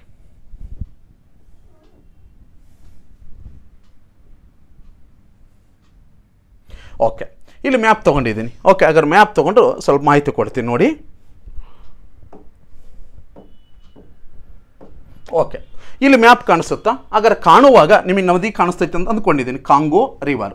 ಹಾಗಾದ್ರೆ ಕಾಂಗೋ ರಿವರ್ ಏನಾಗುತ್ತೆ ಅಂದರೆ ಇದು ಇಲ್ಲಿ ಒಂದು ತಾಂಜಾನಿಯಾ ಸರ್ವರ್ ಇದೆ. ಆ ತಾಂಜಾನಿಯಾ ಸರ್ವರದಲ್ಲಿ ಕಾಂಗೋ ನದಿ ಉಗಮಿಸಿ ಏನು ಮಾಡುತ್ತಾ, ಇದು 0 ಡಿಗ್ರಿ. 0 ಡಿಗ್ರಿ ಯಾವ ವೃತ್ತ? ಇದು ಸಮಭಾಜಕ ವೃತ್ತ. ಯಾವ ವೃತ್ತ? ಸಮಭಾಜಕ ವೃತ್ತ. ಹಾಗಾದರೆ ಈ 0 ಡಿಗ್ರಿ ಸಮಭಾಜಕ ವೃತ್ತವನ್ನು ತಾಂಜಾನಿಯಾ ಒಂದು ನದಿಯಲ್ಲಿ ಉಗಮಿಸಿದಂತೆ ಕಾಂಗೋ ನದಿ ಏನು ಮಾಡುತ್ತೈತಪ್ಪ ಅಂದ್ರೆ ಉತ್ತರಾಭಿಮುಖವಾಗಿ ಹೋಗಿ ಅದು ಕರ್ಕಾಟಕ ಏನಪ್ಪ ಸಮಭಾಜಕ ವೃತ್ತವನ್ನು 2 ಬಾರಿ ಹಾದು ಅದೇನು ಮಾಡ್ತೈತೆ ಅಂದರೆ ಯಾವ ಸಾಗರ ಸೇರುತ್ತೈತೆ ಅಂತ ಕೇಳಿದ್ರೆ ಅಟ್ಲಾಂಟಿಕ್ ಓಷನ್. ಓಕೆ, ಆ ಅಟ್ಲಾಂಟಿಕ್ ಓಷನ್ ಸೇರುತ್ತಾ ಯಾವುದು? ಕಾಂಗೋ ಅಥವಾ ಜೈರ ನದಿ. ಮತ್ತೊಂದು ಇದ್ರ ಬಗ್ಗೆ ಒಂದು ಸ್ವಲ್ಪ ಆಫ್ರಿಕಾ ಖಂಡದ ಬಗ್ಗೆ ಒಂದು ಸ್ವಲ್ಪ ಮಾಹಿತಿ ಕೊಡ್ತೀನಿ, ವೆರಿ ವೆರಿ ಇಂಪಾರ್ಟೆಂಟು. ನಿಮಗೆ ಇಲ್ಲಿ ಒಂದು ನದಿ ಕಾಣಿಸುತ್ತಾ, ಯಾವುದು? ಜಾಂಬಜೆ ನದಿ. ನಮಗೆ ಪ್ರಶ್ನೆ ಕೇಳ್ತಾನೆ, ಜಾಂಬಜೆ ನದಿ ಯಾವ ಒಂದು ಖಂಡದಲ್ಲಿ ಐತೆ ಅಂತ ಕೇಳಿದ್ರೆ ಆಫ್ರಿಕಾ ಖಂಡ. ಆದರೆ ಏನು ಪ್ರಶ್ನೆ ಇರುತ್ತೆ, ಜಾಂಬೋಜೆ ನದಿಗೆ ರಚನೆಯಾದಂಥ ಒಂದು ಫಾಲ್ಸ್ ಯಾವುದನ್ನು ಕೇಳ್ತಾನೆ? Victoria falls. ಯಾವ ಫಾಲ್ಸು? ವಿಕ್ಟೋರಿಯಾ ಫಾಲ್ಸ್ ಅಥವಾ ವಿಕ್ಟೋರಿಯಾ ಜಲಪಾತ. ವಿಕ್ಟೋರಿಯಾ ಜಲಪಾತ. ಹಾಗಾದ್ರೆ ವಿಕ್ಟೋರಿಯಾ ಜಲಪಾತ ಯಾವ ಒಂದು ನದಿಯಲ್ಲಿ ಉಗಮಿಸ್ತೈತೆ, ಯಾವ ನದಿಯಿಂದ ರಚನೆ ಆಗೈತೆ ಅಂತ ಕೇಳಿದ್ರೆ ಜಾಂಬೋಜೆ ನದಿಯಿಂದ. ಓಕೆ, ಹಾಗಾದ್ರೆ ಇಲ್ಲಿ ಲಿಂಪೋಪ ನದಿ ಐತೆ ನೋಡಿ. ಲಿಂಪೋಪ ನಾನು ಹೇಳಿದ್ದೀನಿ. ಈ ಲಿಂಪೋಪ ನದಿ ಏನು ಮಾಡ್ತೈತೆ ಅಂದರೆ ಪ್ರಪಂಚದಲ್ಲಿ ಮಕರ ಸಂಕ್ರಾಂತಿ ವೃತ್ತವನ್ನು 2 ಬಾರಿ ಹಾದು ಹಾಗಾದ್ರೆ ಯಾವ ಸಾಗರ ಸೇರುತ್ತೈತೆ ಅಂತ ಕೇಳಿದ್ರೆ ಇಂಡಿಯನ್ ಓಷನ್ ಅಥವಾ ಹಿಂದೂ ಮಹಾಸಾಗರ.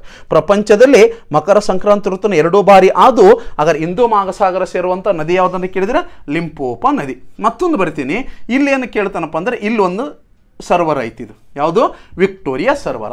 ಈ ವಿಕ್ಟೋರಿಯಾ ಸರ್ವರದಲ್ಲಿ ಒಂದು ನದಿ ಉಗಮಿಸ್ತೈತಿ ನೋಡಿ, ಇಲ್ಲಿ ಕಾಣಿಸುತ್ತಲ್ಲ ನಿಮಗೆಲ್ಲ.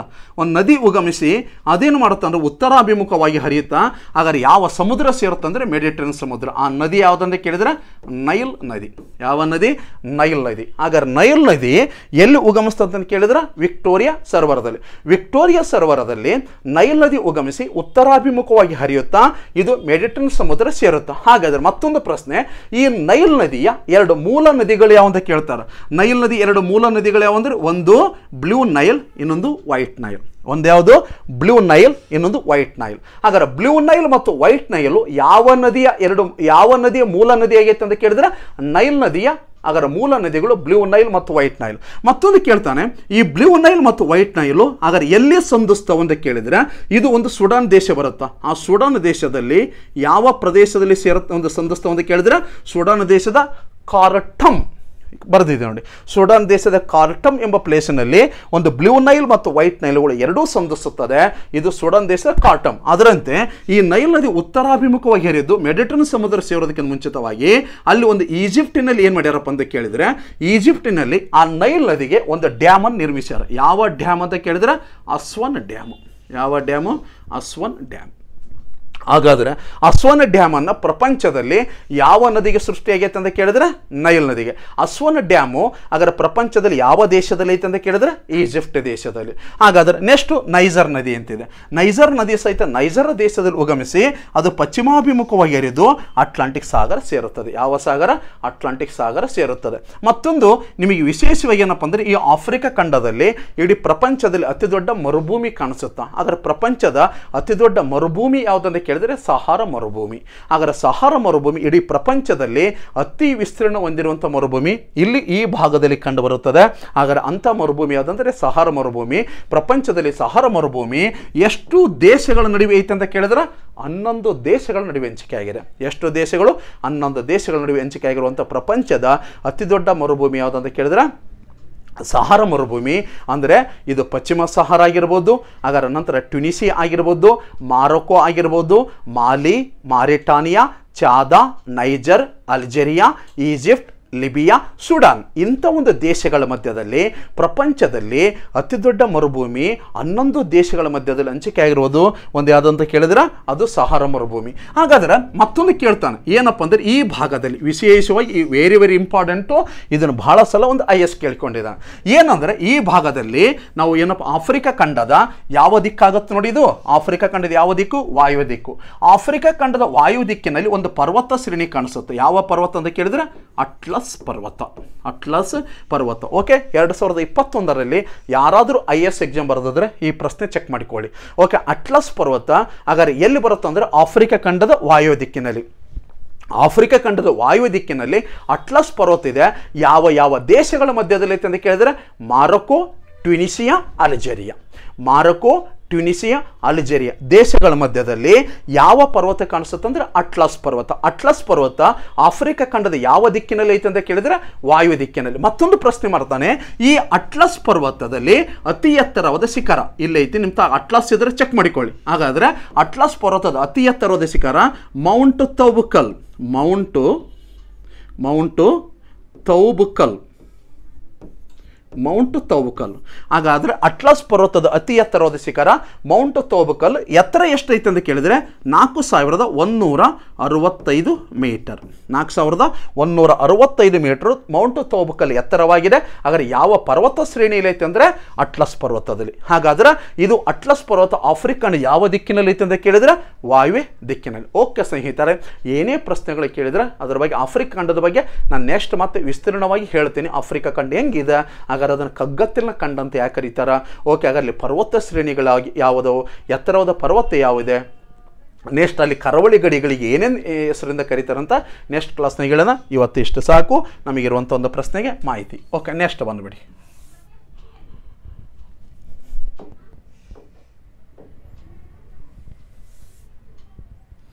ಓಕೆ, ಹಾಗಾದರೆ ಈಗ ಆಪ್ಷನ್ಸ್ಗೆ ಬಂದುಬಿಡ್ತೀನಿ. ಯಾವ ನದಿಯ ಸಮಭಾಜಕ ವೃತ್ತವನ್ನು 2 ಬಾರಿ ಹಾದುಹೋಗತ್ತೆ ಅಂದರೆ KS 2006, PSI 2014, PC. ಹಾಗಾದರೆ ನೀವು ನೋಡಿಬಿಡಿ ಯಾವ ನದಿ ಒಂದೇನಪ್ಪ ಅಂದರೆ ಸಮಭಾಜಕ ವೃತ್ತ ಹಾದುಹೋಗತ್ತೆ ಅಂದ್ರೆ ಆನ್ಸರ್ ಕಾಂಗೋ ಅಥವಾ ಜೈರಾ ನದಿ. ನೈಲ್ ನದಿ ಅಲ್ಲ. ನೈಲ್ ನದಿ ಬಗ್ಗೆ ನಾನು ಎಕ್ಸ್ಪ್ಲೇನ್ ಮಾಡಿದ್ದೀನಿ. ನೈಜರ್ ನದಿ ಅಲ್ಲ. ಲಿಂಪೋಪ ನದಿ ಅಲ್ಲ. ಲಿಂಪೋಪ ನದಿ ಪ್ರಪಂಚದಲ್ಲಿ ಮಕರ ಸಂಕ್ರಾಂತಿ ವೃತ್ತವನ್ನು 2 ಬಾರಿ ಹಾದು ಹೋಗುತ್ತೆ. ಮಕರ ಸಂಕ್ರಾಂತಿ ವೃತ್ತವನ್ನು 2 ಬಾರಿ ಹಾದು ಹೋಗುವಂಥ ನದಿ ಅಂದರೆ ಲಿಂಪೋಪ. ಹಾಗಾದ್ರೆ ಕರ್ಕಾಟಕ ಸಂಕ್ರಾಂತಿ ವೃತ್ತವನ್ನು 2 ಬಾರಿ ಹಾದು ಹೋಗೋ ನದಿ ಯಾವುದಂದರೆ ಯಾವುದು? ಮಾಯೆ ನದಿ. ಓಕೆ, ನಮಗಿಲ್ಲಿ ಆಪ್ಷನ್ಸ್ ಯಾವುದಿದೆ? ಯಾವುದು ಸಮಭಾಜಕ ವೃತ್ತ ಅಂತ ಕೇಳಿದ್ರೆ ಸಮಭಾಜಕ ವೃತ್ತ ಅಂದರೆ ಕಾಂಗೋ ಅಥವಾ ಜೈರಾ ನದಿ. ಎಲ್ಲರಿಗೂ ಗೊತ್ತಾಗಿದೆಯಲ್ಲ? ನೆಕ್ಸ್ಟ್ ಪ್ರಶ್ನೆ. ಓಕೆ, ಪಾಕ್ ಜಲಸಂಧಿ ಕೆಳಕಂಡ ನಡುವೆ ಇದೆ. ಓಕೆ, ಇದನ್ನು FDA ಮತ್ತು PSI ಅದೇ ವರ್ಷ FDA ಮತ್ತು PSIದಲ್ಲಿ 2003ರಲ್ಲಿ ಕೇಳ್ಯಾರ ಮತ್ತು PCಯಲ್ಲಿ 2015. ಇದು ಬಹಳ ಸಲ ಕ್ವಶನ್ ಕೇಳ್ಯಾರ. ಇನ್ನು ನಾನು ಕಡಿಮೆ ಹಾಕಿದ್ದೀನಿ. ಯಾವ್ಯಾವ ಅಂತ ಮೇನ್ ಇಂಪಾರ್ಟೆಂಟ್ ನಾನು ಕೊಟ್ಟಿದ್ದೇನೆ ಅಷ್ಟೇ. ಇನ್ನು ನಮ್ಮ KS ಕೇಳ್ಯಾರ ಮತ್ತು PSI ಬೇರೆ ಎಕ್ಸಾಮ್ನಾಗೂ ಕೇಳ್ಯಾರ. ಪಾಕ್ ಜಲಸಂಧಿ ಕೆಳಕಂಡ ನಡುವೆ ಇದೆ. ಓಕೆ, ಹಾಗಾದ್ರೆ ಒಂದು ಸಲ ನೋಡಿಕೊಳ್ಳಿ. ಈ ಕಡೆಗೆ ಒಂದು ಮ್ಯಾಪ್ ತೊಗೊತೀನಿ. ಓಕೆ, ಇದು ಭಾರತ. ಈ ಭಾರತದ ಪಕ್ಕದಲ್ಲಿ ಇಲ್ಲಿ ಏನೈತಿ? ಶ್ರೀಲಂಕಾ ಇದೆ. ಹಾಗಾದರೆ ಪಾಕ್ ಜಲಸಂಧಿ ಎಲ್ಲಿ ಕಂಡು ಬರುತ್ತಾ? ಹಾಗಾದರೆ ಮೊದಲು ಇದಕ್ಕೆ ಯಾಕೆ ಸರ್ ನಾವು ಪಾಕ್ ಜಲಸಂಧಿ ಅಂತ ಕರಿತೀವಿ ಮೊದಲು ಗೊತ್ತಿರಲಿ. ಪಾಕ್ ಜಲಸಂಧಿ ಅಂತ ಯಾಕೆ ಕರಿತೀವಿ ಅಂತ ಕೇಳಿದ್ರೆ, ಭಾರತದಲ್ಲಿ ಕ್ರಿಸ್ತಶಕ 1755ರಿಂದ 63ರವರೆಗೆ, ಕ್ರಿಸ್ತಶಕ 1755ರಿಂದ 63ರವರೆಗೆ ಭಾರತದಲ್ಲಿ ಆಗ ಮದ್ರಾಸ್ ರೆಸಿಡೆನ್ಸಿ ಅಂತ ಇತ್ತು. ಮದ್ರಾಸ್ ರೆಸಿಡೆನ್ಸಿಯ ಒಬ್ಬ ಗವರ್ನರ್ ಆಳ್ವಿಕೆ ಮಾಡುತ್ತಿದ್ದ. ಆ ಗವರ್ನರ್ ಯಾರಂತ ಕೇಳಿದರೆ ರಾಬರ್ಟ್ ಪಾಲ್ಕ್. 1755ರಿಂದ 63ರ ಅವಧಿಯಲ್ಲಿ ರಾಬರ್ಟ್ ಪಾಲ್ಕ್ ಎಂಬ ವ್ಯಕ್ತಿ ಏನು ಮಾಡ್ತಿದ್ನಪ್ಪ ಅಂದರೆ ಇಲ್ಲಿ ಮದ್ರಾಸ್ ರೆಸಿಡೆನ್ಸಿ, ಅವಾಗ ಮದ್ರಾಸ್ ರೆಸಿಡೆನ್ಸಿ ಇತ್ತು, ಆ ಮದ್ರಾಸ್ ರೆಸಿಡೆನ್ಸಿ ಒಬ್ಬ ಗವರ್ನರ್ ಆಗಿದ್ದ. ಆ ಗವರ್ನರ್ ಹೆಸರು ನೆನಪಿಗೋಸ್ಕರ ಇದನ್ನು ಹೆಸರಿಟ್ಟಾರ ಪಾಕ್ ಜಲಸಂಧಿ. ಒಂದು ನೆನಪಿಡ್ಕೊಳ್ಳಿ, ನಮಗೆ ಪಾಕ್ ಜಲಸಂಧಿ ಅಂತೇಳಿ ಯಾವಾಗ ಒಂದ್ಸಲ ಕೇಳ್ತಾರೆ. ಹಾಗಾದರೆ ಇದಕ್ಕೆ ಇನ್ನೊಂದು ಹೆಸರು ಅಂತ ಕರೀತಾರೆ ಪಾಲ್ಕ ಜಲಸಂಧಿ. ಯಾವ ಜಲಸಂಧಿ? ಪಾಲ್ಕ್ ಜಲಸಂಧಿ ಅಂತ ಕರೀತಾರೆ. ಓಕೆ, ಹಾಗಾದ್ರೆ ಇದಕ್ಕೆ ಪಾಲ್ಕ್ ಜಲಸಂಧಿ ಅಂತ, ಪಾಲ್ಕ್ ಹೋಗಿ ಮುಂದೇನಾಯ್ತು ಪಾಕ್ ಜಲಸಂಧಿ ಅಂತ ಆಯಿತು. ಈ ಪಾಕ್ ಜಲಸಂಧಿಯನ್ನು 1755ರಿಂದ 63ರಲ್ಲಿ ಈ ಪಾಕ್ ಜಲಸಂಧಿ ಅಥವಾ ಪಾಲ್ಕ್ ಜಲಸಂಧಿಯನ್ನು ಗುರುತಿಸಲು ಒಬ್ಬ ವ್ಯಕ್ತಿಯ ಹೆಸರಿನಿಂದ ಇದನ್ನು ಗುರುತಿಸಲಾಯಿತು. ಯಾವಾಗ ಅಂತ ಕೇಳಿದ್ರೆ 1755ರಿಂದ 63. ಹಾಗಾದರೆ ಇಲ್ಲಿ ನಮಗೆ ಪಾಕ್ ಜಲಸಂಧಿ ಎನ್ನುವುದು ಯಾವುದಪ್ಪ ಅಂದರೆ ಭಾರತ ಮತ್ತು ಶ್ರೀಲಂಕಾ ಮಧ್ಯದಲ್ಲಿದೆ.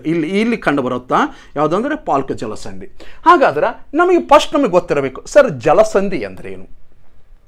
ಜಲಸಂಧಿ ಅಂದರೆ ಏನಪ್ಪ ಅಂದರೆ ಎರಡು ಭೂಭಾಗವನ್ನು ಬೇರ್ಪಡಿಸ್ತೈತಿ, ಎರಡು ಜಲಭಾಗವನ್ನು ಜೋಡಿಸ್ತೈತಿ. ಅಂಡರ್ಸ್ಟ್ಯಾಂಡ್? ಎರಡು ಭೂಭಾಗವನ್ನು ಏನು ಮಾಡುತ್ತಾ? ಬೇರ್ಪಡಿಸೋದು.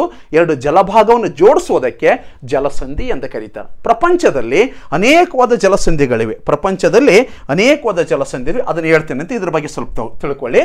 ಹಾಗಾದರೆ ಒಬ್ಬ ರಾಬರ್ಟ್ ಪಾಲ್ಕ್ ಎಂಬ ಹೆಸರಿಂದ ಇದನ್ನು ಪಾಕ್ ಜಲಸಂಧಿ ಅಂತ ಹೆಸರಿಟ್ವಿ. ಹಾಗಾದರೆ ನೆಕ್ಸ್ಟ್ ಒಂದು ಬರಿತೀನಿ, ಏನಂತ ಕೇಳಿದ್ರೆ ಇಲ್ಲಿ ಒಂದು ರಾಮೇಶ್ವರ ಅಂತ ಬರುತ್ತೆ, ನಿಮಗೆಲ್ಲ ಗೊತ್ತಿದೆ. ಈ ರಾಮೇಶ್ವರ, ಇಲ್ಲಿ ರಾಮೇಶ್ವರ ಅಂತ ಇದೆ. ಹಾಗಾದ್ರೆ ಇಲ್ಲಿ ರಾಮೇಶ್ವರ ಅಂತ ಬರುತ್ತಾ, ಈ ರಾಮೇಶ್ವರಕ್ಕೆ ಹಳೆಯ ಹೆಸರು ಎಂದು ಕರೀತಾರೆ ಅಂದ್ರೆ ಪಂಬನ್ ದ್ವೀಪ ಎಂದು ಕರೀತಾರೆ.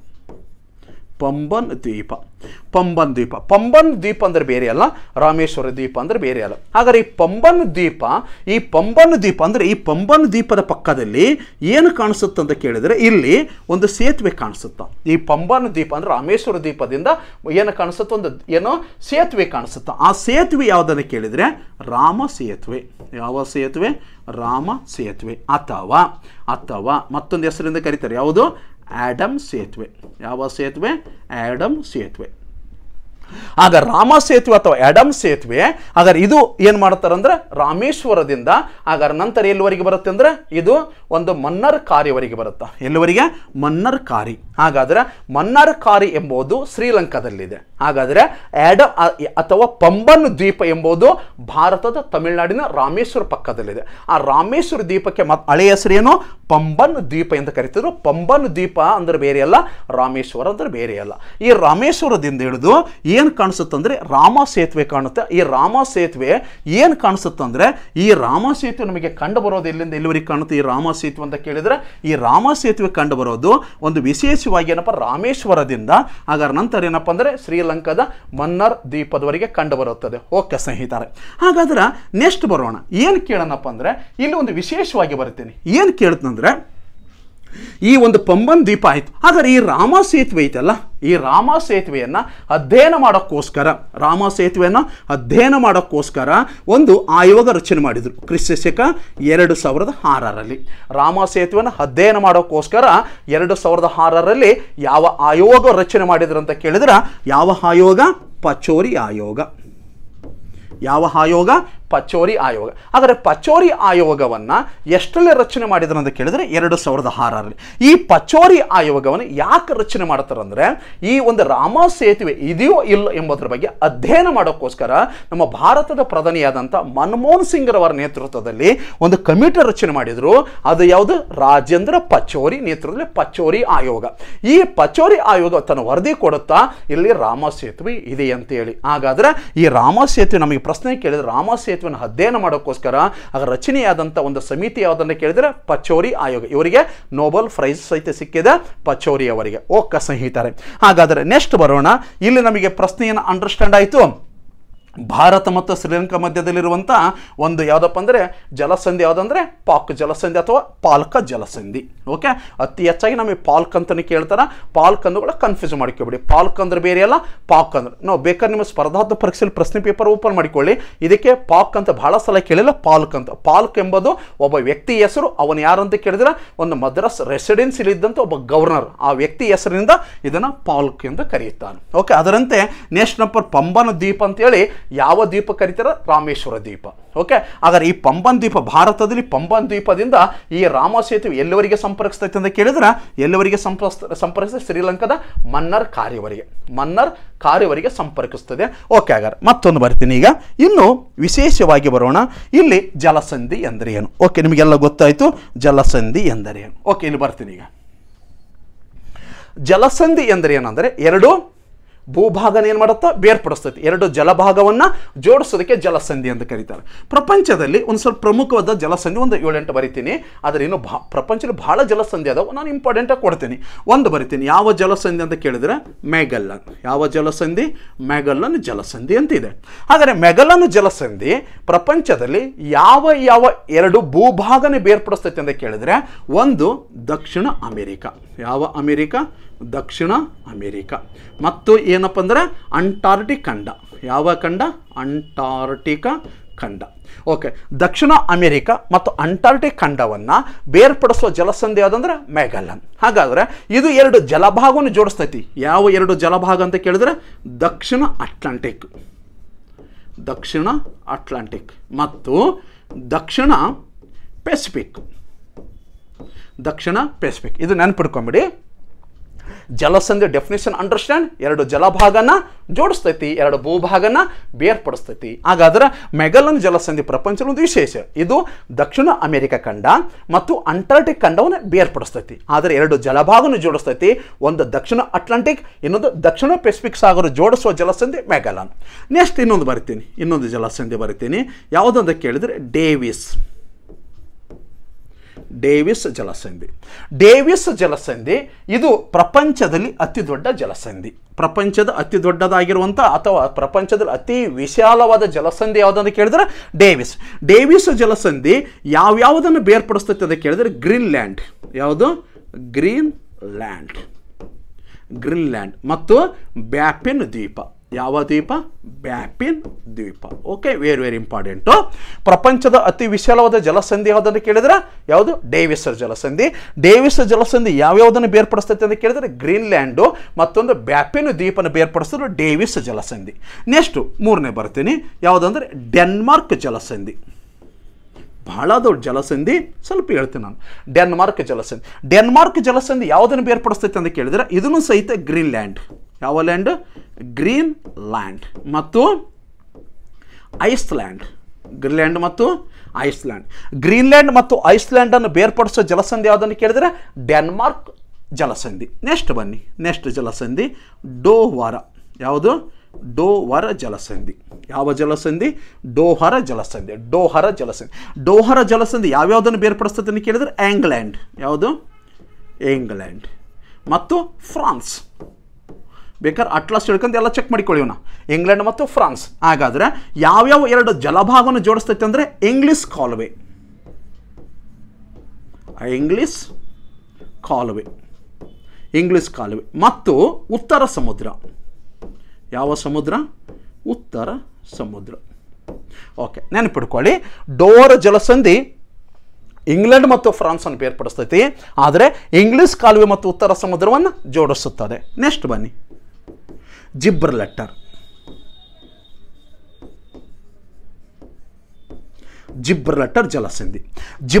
ಜಲಸಂಧಿ ವೆರಿ ಇಂಪಾರ್ಟೆಂಟ್. ಜಿಬ್ರಲ್ಟರ್ ಜಲಸಂಧಿಯನ್ನು ಪ್ರಪಂಚದಲ್ಲಿ ಕೀಲಿಕೈ ಜಲಸಂಧಿ ಎಂದು ಕರೀತಾರೆ. ಪ್ರಪಂಚದಲ್ಲಿ ಯಾವ ಜಲಸಂಧಿಯನ್ನು? ಕೀಲಿಕೈ ಜಲಸಂಧಿಯನ್ನು ಕರೀತಾರೆ ಜಿಬ್ರಲ್ಟರ್. ಆದರೆ ಜಿಬ್ರಲ್ಟರ್ ಜಲಸಂಧಿ ಯಾವ ಖಂಡಗಳನ್ನು ಬೇರ್ಪಡಿಸ್ತೈತಿ? ಯಾವ ಖಂಡ?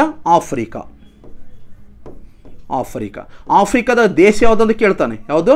ಮಾರಕೋ. ಆಫ್ರಿಕಾದಲ್ಲಿ ಯಾವ ದೇಶ? ಮಾರಕೋ. ಮತ್ತೊಂದು ಯಾವುದಂದ್ರೆ ಯುರೋಪದಲ್ಲಿ ಯಾವ ದೇಶ ಅಂತ ಕೇಳಿದ್ರೆ ಸ್ಪೇನ್. ಯುರೋಪದಲ್ಲಿ ಯಾವ ದೇಶ? ಸ್ಪೇನ್. ಹಾಗಾದರೆ ಜಿಬ್ರಲ್ಟರ್ ಜಲಸಂಧಿಯನ್ನು ಪ್ರಪಂಚದ ಕೀಲಿಕೈ ಜಲಸಂಧಿ ಅಂತ ಕರ್ಕೊಂಡ್ರೆ ಇದು ಯಾವ ಖಂಡಗಳನ್ನು ಬೇರ್ಪಡಿಸ್ತೈತಿ? ಆಫ್ರಿಕಾ ಮತ್ತು ಯುರೋಪ್ ಖಂಡವನ್ನು. ಹಾಗಾದರೆ ಆಫ್ರಿಕಾದಲ್ಲಿ ಯಾವ ದೇಶ ಅಂತ ಕೇಳಿದ್ರೆ ಮಾರಕೋ. ಅದರಂತೆ ಯುರೋಪ್ ಖಂಡದಲ್ಲಿ ಯಾವ ದೇಶ ಅಂತ ಕೇಳಿದ್ರೆ ಸ್ಪೇನ್ ದೇಶ. ಮತ್ತೊಂದು ಏನಪ್ಪ ಅಂದರೆ ಈ ಜಿಬ್ರಲ್ಟರ್ ಜಲಸಂಧಿ ಎರಡು ಜಲಭಾಗವನ್ನು ಜೋಡಿಸ್ತೈತಿ. ಆ ಎರಡೂ ಜಲಭಾಗಗಳು ಯಾವಂದರೆ ಒಂದು ಮೆಡಿಟೇರಿಯನ್. ಯಾವುದು? ಮೆಡಿಟೇರಿಯನ್ ಮತ್ತು ಯಾವುದಂತ ಕೇಳಿದ್ರೆ ಅಟ್ಲಾಂಟಿಕ್ ಸಾಗರ್. ಅಟ್ಲಾಂಟಿಕ್ ಸಾಗರ. ಓಕೆ, ಹಾಗಾದರೆ ಪ್ರಪಂಚದಲ್ಲಿ ಮೆಡಿಟೇರಿಯನ್ ಸಮುದ್ರ ಮತ್ತು ಅಟ್ಲಾಂಟಿಕ್ ಸಾಗರವನ್ನು ಜೋಡಿಸುವ ಜಲಸಂಧಿ ಯಾವುದಂದ್ರೆ ಜಿಬ್ರಲ್ಟರ್. ಹಾಗಾದ್ರೆ ಆಫ್ರಿಕಾ ಖಂಡ ಮತ್ತು ಯುರೋಪ್ ಖಂಡವನ್ನು ಬೇರ್ಪಡಿಸುವಂಥ ಜಲಸಂಧಿ ಯಾವುದಂದ್ರೆ ಜಿಬ್ರಲ್ಟರ್. ಹಾಗಾದ್ರೆ ಆಫ್ರಿಕಾದಲ್ಲಿ ಯಾವ ದೇಶ ಅಂತ ಕೇಳಿದ್ರೆ ಮಾರೊಕೊ. ಅದರಂತೆ ಯುರೋಪ್ ಖಂಡದಲ್ಲಿ ಯಾವ ದೇಶ ಅಂತ ಕೇಳಿದ್ರೆ ಸ್ಪೇನ್. Okay, understand. ಯಾವುದು ಜಿಬ್ರಲ್ಟರ್. ಇದನ್ನು ಪ್ರಪಂಚದಲ್ಲಿ ಎಂದ ಕರೀತಾರೆ ಕೀಲಿಕೈ.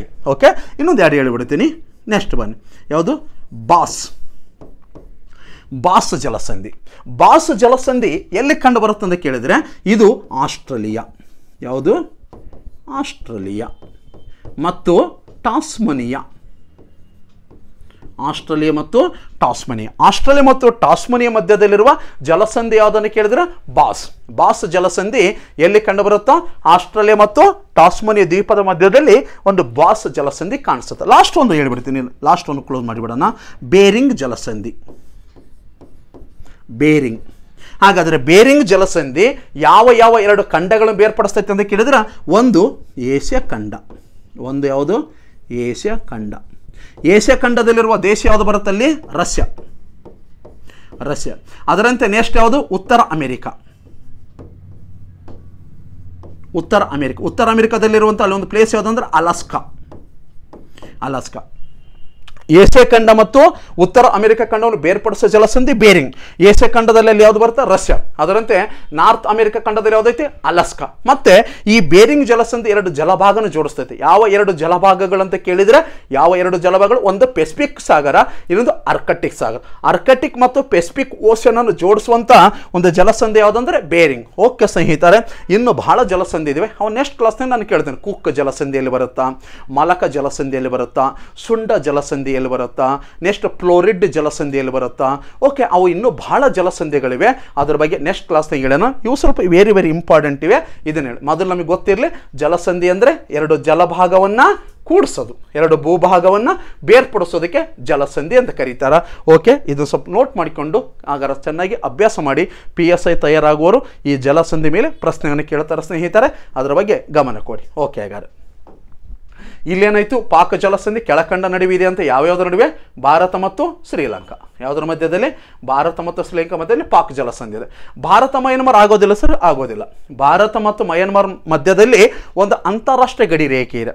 ಭಾರತ ಮತ್ತು ಮಯನ್ಮಾರ್ ನಡುವಿರುವಂಥ ಅಂತಾರಾಷ್ಟ್ರೀಯ ಗಡಿ ರೇಖೆ ಹೊಂದಿರುವಂಥ ಒಂದು ಪರ್ವತ ಶ್ರೇಣಿ ಐತಿ. ಯಾವುದು? ಪಟಾಕಿ ಬೂಮ್. ಓಕೆ, ನಮಗೆ ಪ್ರಶ್ನೆ ಕೇಳಿದ್ರೆ ಪಟಾಕಿ ಬೂಮ್ ಎಂಬುದು ಭಾರತದ ಯಾವ ರಾಜ್ಯದಲ್ಲಿ ಐತೆ ಅಂದರೆ ಅರುಣಾಚಲ ಪ್ರದೇಶ. ಪಟಾಕಿ ಬೂಮ್ ಎಂಬ ಅಂತಾರಾಷ್ಟ್ರೀಯ ಒಂದು ಪರ್ವತ ಶ್ರೇಣಿ ಯಾವ ದೇಶಗಳನ್ನು ಡಿವೈಡ್ ಮಾಡುತ್ತೆ ಅಂತ ಕೇಳಿದ್ರೆ ಭಾರತ ಮತ್ತು ಮಯನ್ಮಾರ್. ಓಕೆ, ಇದೇ ಭಾರತ ಮತ್ತು ಪಾಕಿಸ್ತಾನ ತಪ್ಪು. ಭಾರತ ಮತ್ತು ಪಾಕಿಸ್ತಾನ ಮಧ್ಯದಲ್ಲಿ ಯಾವುದೈತಿ? ರ್ಯಾಡ್ ಕ್ಲಿಪ್ ರೇಖೆ. ನೆಕ್ಸ್ಟ್ ಬನ್ನಿ, ಭಾರತ ಮತ್ತು ಬಾಂಗ್ಲಾದೇಶ, ಇಲ್ಲಿ ಸಹಿತ ಯಾವುದೈತಿ? ರ್ಯಾಡ್ ಕ್ಲಿಪ್ ರೇಖೆ. ಹಾಗಾಗಿ ಇದಕ್ಕೆ ಸರಿಯಾದ ಉತ್ತರ ಭಾರತ ಮತ್ತು ಶ್ರೀಲಂಕಾ ಸರಿಯಾಗಿದೆ. ನೆಕ್ಸ್ಟ್ ಕ್ವಶನ್ ಬರೋಣ. ಓಕೆ, ಇಲ್ಲೆಲ್ಲ ತೋರಿಸಿದ್ದೀನಿ, ಅಟ್ಲಾಸ್ನಾಗ ನಮಗೆಲ್ಲ ಬಿಡಿಸಿದ್ದೀನಿ. ನಾನು ಇಲ್ಲಿದೆ ನೋಡಿ, ಪಾಲ್ಕ್.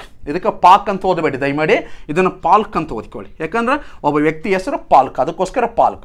ಓಕೆ, ಇಲ್ಲಿ ರಾಮೇಶ್ವರ ಇದೆ. ಈ ರಾಮೇಶ್ವರದ ಹಿಡಿದು ಏನಪ್ಪ ಅಂದರೆ ಗಲ್ಫ್ ಆಫ್ ಮನ್ನಾರ್ವರೆಗೆ ಕಂಡು. ರಾಮೇಶ್ವರ ಹಳೆಯ ಹೆಸರು ಏನಂತ ಕೇಳಿದರೆ, ರಾಮೇಶ್ವರ ಹಳೆಯ ಹೆಸರು ಏನು? ಪಂಬನ್ ದ್ವೀಪ. ಯಾವ ದ್ವೀಪ?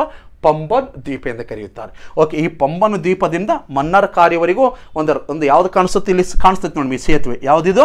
ರಾಮ ಸೇತುವೆ. ಆಗ ರಾಮ ಸೇತುವೆ ಎಲ್ಲಿಂದಿದೆ? ಪಂಬನ್ ದ್ವೀಪದಿಂದ ಮನ್ನಾರ್ ಕಾರ್ಯವರೆಗೂ ಕಂಡು ಬರುತ್ತೆ. ಓಕೆ ಸ್ನೇಹಿತರೆ, ನೆಕ್ಸ್ಟ್ ಕ್ವಶನ್. ಓಕೆ, ಇದನ್ನು answer ಮಾಡಿಕೊಂಡಿರಿ.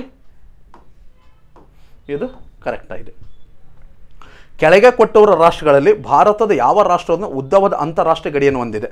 Okay, FD 2017ರಲ್ಲಿ ಕೇಳ್ಯಾರ, SD 2018ರಲ್ಲಿ ಕೇಳ್ಯಾರ. Okay, ಯಾವ ದೇಶ ಭಾರತದೊಂದಿಗೆ ಅತಿ ಉದ್ದವಾದ ಗಡಿಯನ್ನು ಹೊಂದಿದೆ ಅಂತ ಕೇಳ್ಯಾರ. ಓಕೆ, ನಿಮಗೆ ಗೊತ್ತಿರಲಿ, ಇದನ್ನೊಂದು ಸ್ವಲ್ಪ ಪಟ್ಟಿ ಮಾಡ್ಕೊಂಬಿಡಿ. ಓಕೆ, ಇದೊಂದು ಹೇಳಿ ಪಟ್ಟಿ ತೊಗೊಳ್ಳೊಂದು ಹಂಗೆ. ಏನಂದರೆ ಒಂದು ಉದಾಹರಣೆ, ಪಾಕಿಸ್ತಾನ್. ಪಾಕಿಸ್ತಾನ ಎಷ್ಟು ಕಿಲೋಮೀಟರ್ ಹೊಂದೈತೆ ಅಂತ ಕೇಳಿದರೆ 3310 kilometre. Okay, next second one Afghanistan.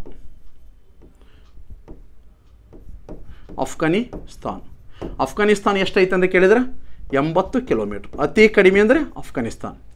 3 ಯಾವುದು? ಚೀನಾ ಎಷ್ಟೈತೆ ಅಂತ ಕೇಳಿದರೆ 3917 ಕಿಲೋಮೀಟರ್.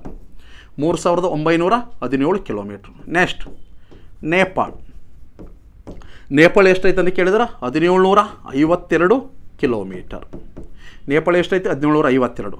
ನೆಕ್ಸ್ಟು ಯಾವುದು? ಭೂತಾನ್. ಭೂತಾನ್ ಎಷ್ಟೈತೆ ಅಂತ ಕೇಳಿದ್ರೆ 587 ಕಿಲೋಮೀಟ್ರ್. 587. ನೆಕ್ಸ್ಟ್ 6 ಯಾವುದು? ಮಯನ್ಮಾರ್. ಮಯನ್ಮಾರ್ ಎಷ್ಟೈತೆ ಅಂದರೆ 1457 ಕಿಲೋಮೀಟರ್. 1450. ನೆಕ್ಸ್ಟ್ ಯಾವುದನ್ನು ಕೇಳಿದ್ರೆ ಬಾಂಗ್ಲಾದೇಶ್. ಯಾವ ದೇಶ? ಬಾಂಗ್ಲಾದೇಶ್ ಎಷ್ಟೈತೆ ಅಂತ ಕೇಳಿದ್ರೆ 4096 ಕಿಲೋಮೀಟರ್. ಈಗ ನೋಡಿ ಇದ್ರಾಗ ನಿಮಗೆ ಅತಿ ದೊಡ್ಡದು ಯಾವ್ದು ಅನಿಸ್ತೈತೆ ನೋಡಿ? ಪಾಕಿಸ್ತಾನ 3310 ಇದೆ, ಅಫ್ಘಾನಿಸ್ತಾನ 80 ಕಿಲೋಮೀಟರ್. ಹಾಗಾದ್ರೆ ಭಾರತದ ಅತಿ ಕಡಿಮೆ ಭೂಗಡಿ ಹೊಂದಿರೋ ದೇಶ ಯಾವುದಂದ್ರೆ ಅಫ್ಘಾನಿಸ್ತಾನ್. ಹಾಗಾದ್ರೆ ನೆಕ್ಸ್ಟ್ ಚೀನಾ 3917, ನೇಪಾಳ 1752, ಭೂತಾನ್ 587, ಮಯನ್ಮಾರ್ 1457, ಬಾಂಗ್ಲಾದೇಶ ಎಷ್ಟೈತಿ? 4096. ಹಾಗಾದರೆ ಇದಕ್ಕೆ ಸರಿಯಾದ ಉತ್ತರ ಯಾವುದಾದ್ರು ಕೇಳಿದ್ರೆ ಬಾಂಗ್ಲಾದೇಶ. ಹಾಗಾದರೆ ಈ ಕೆಳಗಿನ ಯಾವ ರಾಷ್ಟ್ರ ಭಾರತ ಅತಿ ಉದ್ದವಾದ ಒಂದು ಅಂತಾರಾಷ್ಟ್ರೀಯ ಗಡಿಯನ್ನು ಹೊಂದೈತೆ ಅಂದರೆ ಬಾಂಗ್ಲಾದೇಶ. ಸರಿಯಾದ ಉತ್ತರ ಬಾಂಗ್ಲಾದೇಶ. ಎಷ್ಟೈತೆ ಅಂತ ಕೇಳಿದ್ರೆ 4096 ಕಿಲೋಮೀಟರ್. ಸರಿ, ಹಾಗಾದ್ರೆ ಉಳಿದದ್ದು ಇಲ್ಲಿ ಬರೆದಿದ್ದೀನಿ, ಚೆಕ್ ಮಾಡಿಕೊಳ್ಳಿ. ನೆಕ್ಸ್ಟ್ ಕ್ವಶನ್, ಮಯನ್ಮಾರ್ ಮತ್ತು ಬಾಂಗ್ಲಾ ದೇಶದಲ್ಲಿ ಗಡಿ ಹಂಚಿಕೊಂಡು ರಾಜ್ಯ ಯಾವುದು? ಅಂದರೆ ಇದು ಎರಡೂ ದೇಶದಲ್ಲಿ ಗಡಿ ಇರಬೇಕು. ನೋಡೋಣ, ಈಗ ಇಲ್ಲಿ ಒಂದು ಮ್ಯಾಪ್ ತಗೊತೀನಿ.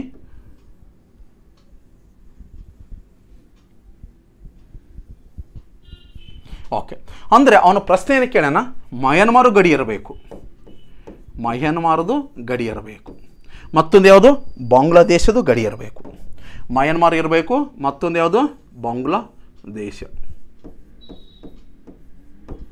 ಪ್ರಶ್ನೆ ಅಂಡರ್ಸ್ಟ್ಯಾಂಡ್ ಆಗೈತೆ ನಿಮಗೆ? ಅಂದರೆ ಮಯನ್ಮಾರನ್ನು ಗಡಿ ಇರಬೇಕು, ಬಾಂಗ್ಲಾದೇಶದ ಗಡಿ ಇರಬೇಕು. ಎರಡೂ ಗಡಿಯಲ್ಲಿರುವಂಥ ಒಂದು ರಾಜ್ಯ ಯಾವುದು? ಈ ಮಯನ್ಮಾರ್ ಗಡಿಯಲ್ಲಿರುವ ರಾಜ್ಯಗಳಲ್ಲಿ ಒಂದು ಯಾವುದು? ಅರುಣಾಚಲ ಪ್ರದೇಶ. ಅರುಣಾಚಲ ಪ್ರದೇಶ.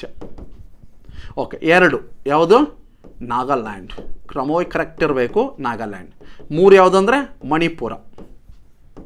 ಯಾವುದು? ಮಣಿಪುರ. ಹಾಗಾದ್ರೆ 4 ಯಾವುದನ್ನು ಕೇಳಿದ್ರೆ ಮಿಜೋರಾಂ.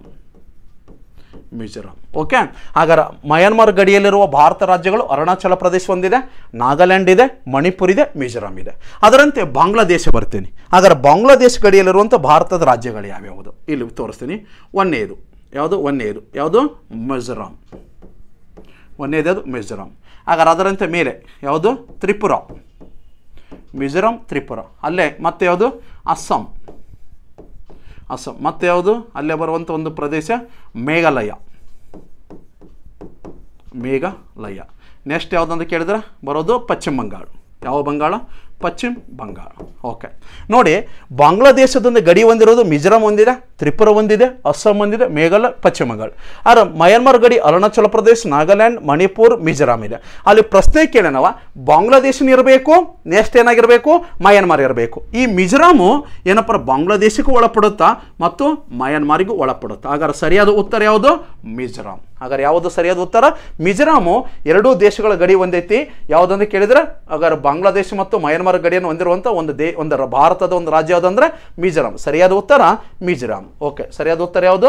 ಮಿಜೋರಾಂ ಸರಿಯಾಗಿದೆ. ಓಕೆ, ಹಾಗಾದ್ರೆ ನೆಕ್ಸ್ಟ್ ಪ್ರಶ್ನೆ ಬಂದ್ಬಿಡ್ತೀನಿ. ಇದಕ್ಕೆ ಆನ್ಸರ್ ಯಾವ್ದು ಮಾಡ್ತೀರಿ? ಮಿಜೋರಾಂ. ನೆಕ್ಸ್ಟ್ ಕ್ವಶನ್ ಬಂದ್ಬಿಡಿ. Next question. Okay, Greenwich time Indian standard ಟೈಮಿಗಿಂತ ಏನಾಗಿರುತ್ತೆ? PSI 2016. ನೀವು ಯಾರ್ಯಾರು ಈಗ PSI ತಯಾರಾಗ್ತಿದ್ದೀರಲ್ಲ, ಪ್ರತಿಯೊಬ್ಬ ಸ್ಪರ್ಧಾರ್ಥಿಗಳು ಮೊದಲು ಈ ಒಂದು ಟೈಮ್ ಬಗ್ಗೆ ಗೊತ್ತಿಡ್ಕೊಂಬಿಡಿ. ಇದ್ರ ಮೇಲೆ ನಮಗೆ ಕಂಪಲ್ಸರಿಯಾಗಿ ಕ್ವಶನ್ ಕೇಳ್ತಾನೆ. ಹಾಗಾದರೆ ಏನು ಅಂತಂದರೆ ಒಂದು ಸಲ ಮ್ಯಾಪ್ ಮಾಡಿ ತೋರಿಸೋಣ. ಓಕೆ, ಇಲ್ಲಿ ಪ್ರಪಂಚ ಅಂತ ಒಂದು ತೊಗೊತೀನಿ. ಇದನ್ನು ಪ್ರಪಂಚ.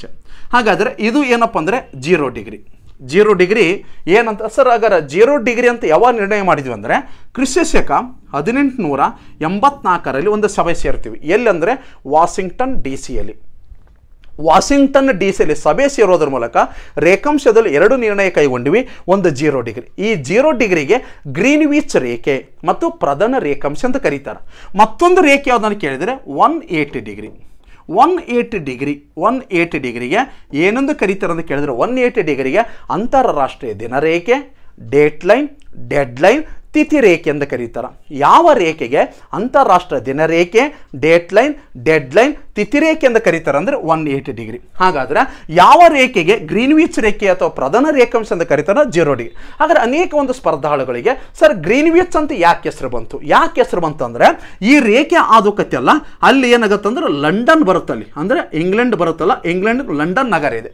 ಆ ಲಂಡನ್ ನಗರದ ಪಕ್ಕದಲ್ಲಿ ಒಂದು ಪ್ಲೇಸ್ ಬರುತ್ತಾ, ಯಾವುದು ಗ್ರೀನ್ವಿಚ್. ಹಾಗಾದರೆ ಒಂದು ಗ್ರೀನ್ವಿಚ್ ಎಲ್ಲಿ ಬರುತ್ತೆ ಅಂದ್ರೆ ಲಂಡನ್ ಪಕ್ಕದಲ್ಲಿರುವಂಥ ಒಂದು ಪ್ಲೇಸು, ಹಾಗಾಗಿ ಅದಕ್ಕೆ ಗ್ರೀನ್ವಿಚ್ ರೇಖೆ ಅಂತ ಕರೀತಾರೆ. ಹಾಗಾದರೆ ಈ 0 ಡಿಗ್ರಿಯಿಂದ ನಾವು ಏನಪ್ಪ ಅಂದ್ರೆ ಪೂರ್ವಕ್ಕೆ ಹೋದ್ರೆ ಹಿಂಗೆ ಹೋದರೆ ಹಾಗಾದ್ರೆ ನಿಮಿಷಗಳು ಪ್ಲಸ್ ಆಗ್ತವೆ, ಹಾಗಾದ್ರೆ ಹಿಂಗೆ ಬಂದರೆ ನಿಮಿಷಗಳು ಮೈನಸ್ ಆಗುತ್ತೆ. ಇಲ್ಲಿ ಪ್ರಶ್ನೆ ಅಂಡರ್ಸ್ಟ್ಯಾಂಡ್ ಮಾಡ್ಕೋಬೇಕು. ಏನು ಪ್ರಶ್ನೆ ಅಂತ ಕೇಳೋಣ, ಗ್ರೀನ್ವಿಚ್ ಟೈಮು ಇಂಡಿಯನ್ ಟೈಮಿಗಿಂತ ಏನಾಗಿರುತ್ತೆ ಅಂದರೆ ಈ ಗ್ರೀನ್ವಿಚ್ ಐತಲ್ಲ, ಈ ಗ್ರೀನ್ವಿಚ್ ಟೈಮು ಇಲ್ಲಿ ಭಾರತ ಐತಿ.